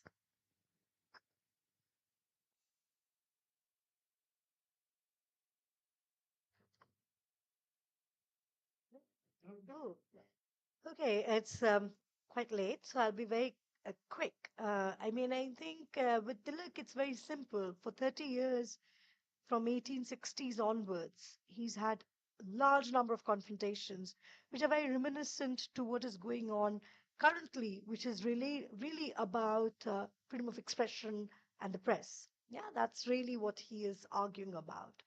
And he develops a new way of writing, which can, what Christopher Penny would call a fugitive politics, where you can write and everyone can understand what's going on, but it would escape policing. So he has an interaction with the state, and he's never been really a fully paid up liberal, even then. So I'm not making the point he goes from liberal to radical. It's just that he will decide that the state is no longer the adequate addressee of politics or even the destination of politics. And Gandhi, of course, is an anarchist. He has never believed in the state. He himself will say that he's an anarchist, right? Uh, and his point was that they should. It's an old-fashioned view of politics that people can get on and do whatever they wish to. Can manage it. Ram Rajya is not actually a return to Hinduism, but a fact that the social will look after itself. Yeah, and will. And I think that's the conflict. I mean, this is of course for someone like Ambedkar, that's not enough. These are not enough.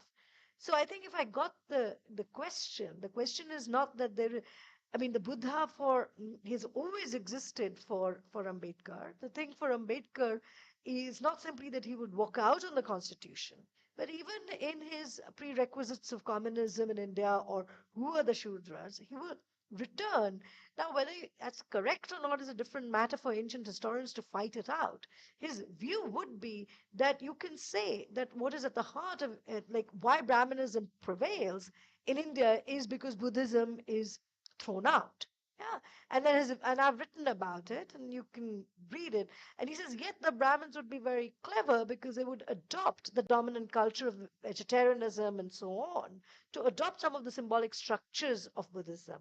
Now, I've just read William Dalrymple's book on the Golden Road, and there are many ancient historians who would also not agree with that view. Okay, but be that as it may, I'm not, interested in that. It's the way he can posit this question of revolution and counter-revolution in the Indian historic past. And I think there is this kind of idea that, he wants to reject Gandhi's idea of individual transformation and transformation through will rather than through law of caste, that debate. And then he wants the law. And then he's saying, well, actually, even the law is not going to be enough. You're going to have to exit that. And that would be Buddhism. Yeah, that's the trajectory. I mean, I think that's a very difficult question because it relates to also the Dalit what do I want to call? I want to use the word, not entitlement, but the Dalit implication with Hinduism, right? I mean, Ambedkar can only, this exit out. We know now politically is not the answer. Yeah, I mean, it can be. Conversion has existed, but we also know that Dalits relate very strongly to Hinduism. And so I think that those are many of the contradictions that exist with the story. If I'd got your question right, and it's all fully footnoted. You can read it, and these are not theoretical footnotes. These are from the writings of Ambedkar and so on. I think your question was really about what I can't remember now. Sorry, what you're saying? Yes, what was your?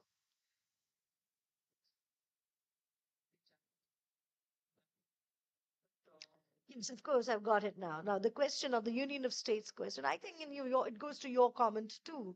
Now, I think federalism question will always exist. It's a very large country. It's Europe plus. This is and India chose rightly. With all due respect to anyone who thinks this was the wrong move, India chose to have a strong state because it rightly understood colonization as a story of sovereignty, which is why also the Indian constitution is obsessed with sovereignty over, say, justice or liberty and so on, because it was a lack of sovereign control which had led to colonization, British colonization particularly. So that you can't, that's kind of our legacy from colonialism. There are two bits that will never be shaken in the Indian mindset. One is that, and the other is agriculture, which we can't talk about now because of the history of, so the experience being of famines and so on, and how you so-called reform it or capital, that's a whole other thing. But I think there's been something of a stealth unitary move that has been made in the last 10 years. And I'm sitting with a very eminent, economist, so I don't want to speak out of turn. But I do think that the GST is precisely that instrument to dilute the federal compact, because once you have a kind of standardized, centralized taxation system, and we already heard that on education, that you will take and then you will demand the states to do the heavy lifting on welfare. But you will take at the central level. So I think those are debates that are, to be had these are going to be questions about the future of Indian democracy is going to determine that. But the GST is obviously a new age. It's the new era of centralization.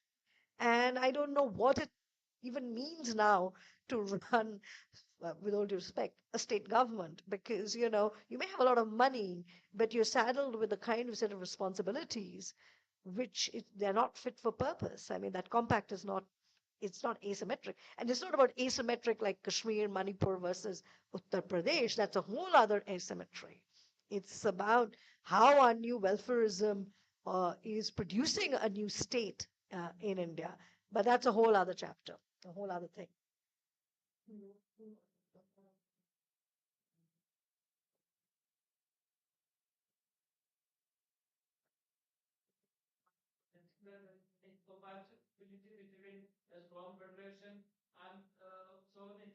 I don't, and I think the Indian founders obviously had the confidence to say that that was not the case, because the Indian story, that's the Nehru thing, that you want to, uh, much as one thinks that he's a Western guy and all that. I mean, his whole point is that you can, out of diversity, produce a sovereign compact. That Europe is wrong because the legacy of Europe is wrong, because it has produced nation states on the basis of homogeneity.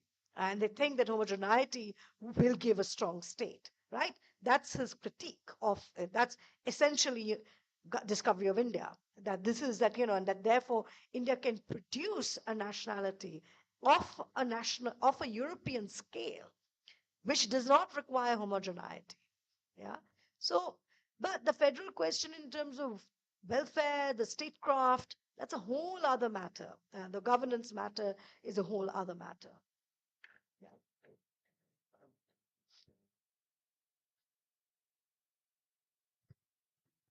Okay.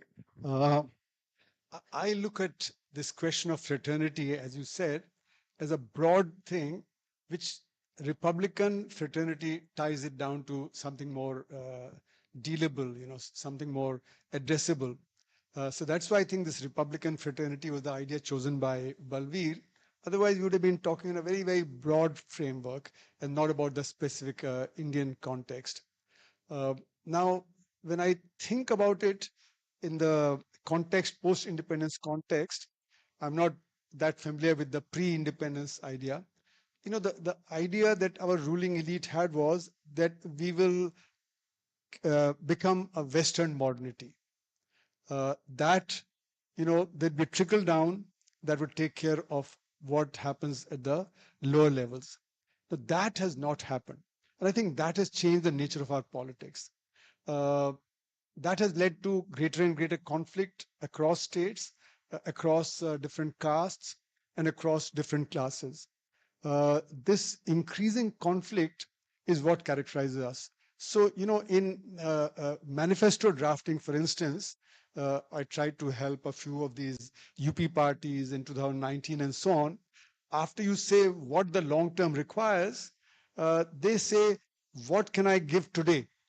The public doesn't trust the politicians or the political parties, and they say we should promise English speaking schools, we should promise them gas, we should promise them this. So the focus has shifted from the long run of the Indian state to the immediate short run.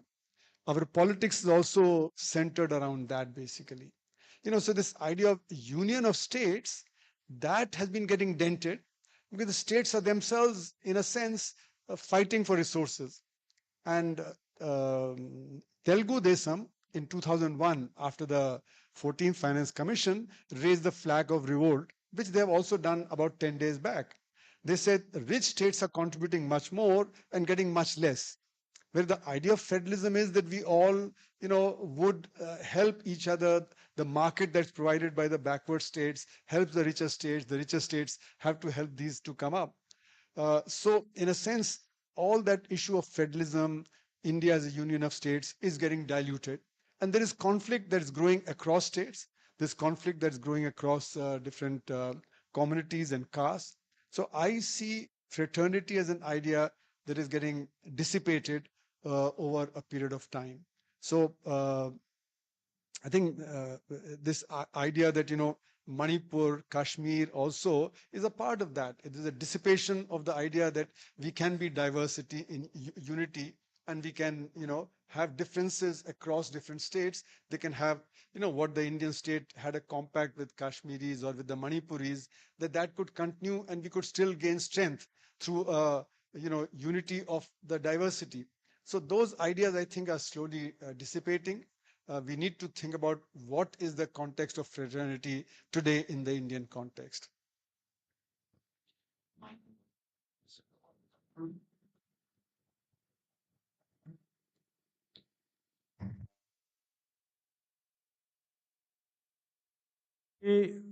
We're extremely delighted that we have had a wonderful session, both the parts quite wonderful and very thought-provoking. It was really very incisive and fascinating keynote speakers. We have taken all kinds of notes, and I know you all have lots of keys with you. So maybe next time another keynote address. Yeah. So I really thank all the participants, all my friends, all my teachers, my students, everyone who came here, the support staff, and all the keynote speakers, the director of the Institute of Social Sciences. I thank all of you, and since nobody is coming in between you and the food, so who am I to come in between food? Right. So, but one thing, just one I want to say a share by Amir Khusro, and that is about because when we were discussing with Professor Arora about the fraternity, we thought that we would first go with violent fraternity, but we got alarmed that no, we should not discuss violent fraternity, we should not discuss the book itself, but it should be a larger theme. So then we came to the idea of republicanism as an idea where we, need to know about ourselves. Republicanism is also about knowing oneself, Swaraj, etc. So we were discussing all this apart from, having agencies. So who am I? So Khusro comes up with a very beautiful line, and when he says that isi talasho tajassus, tajassus is a struggle, तलाश is to search. So इसी तलाशो तजस्सुस में खो गया हूं मैं. गर मैं नहीं तो क्यों हूं, और गर हूं तो क्या हूं मैं. Thank you so much. So lunch now, nothing in between.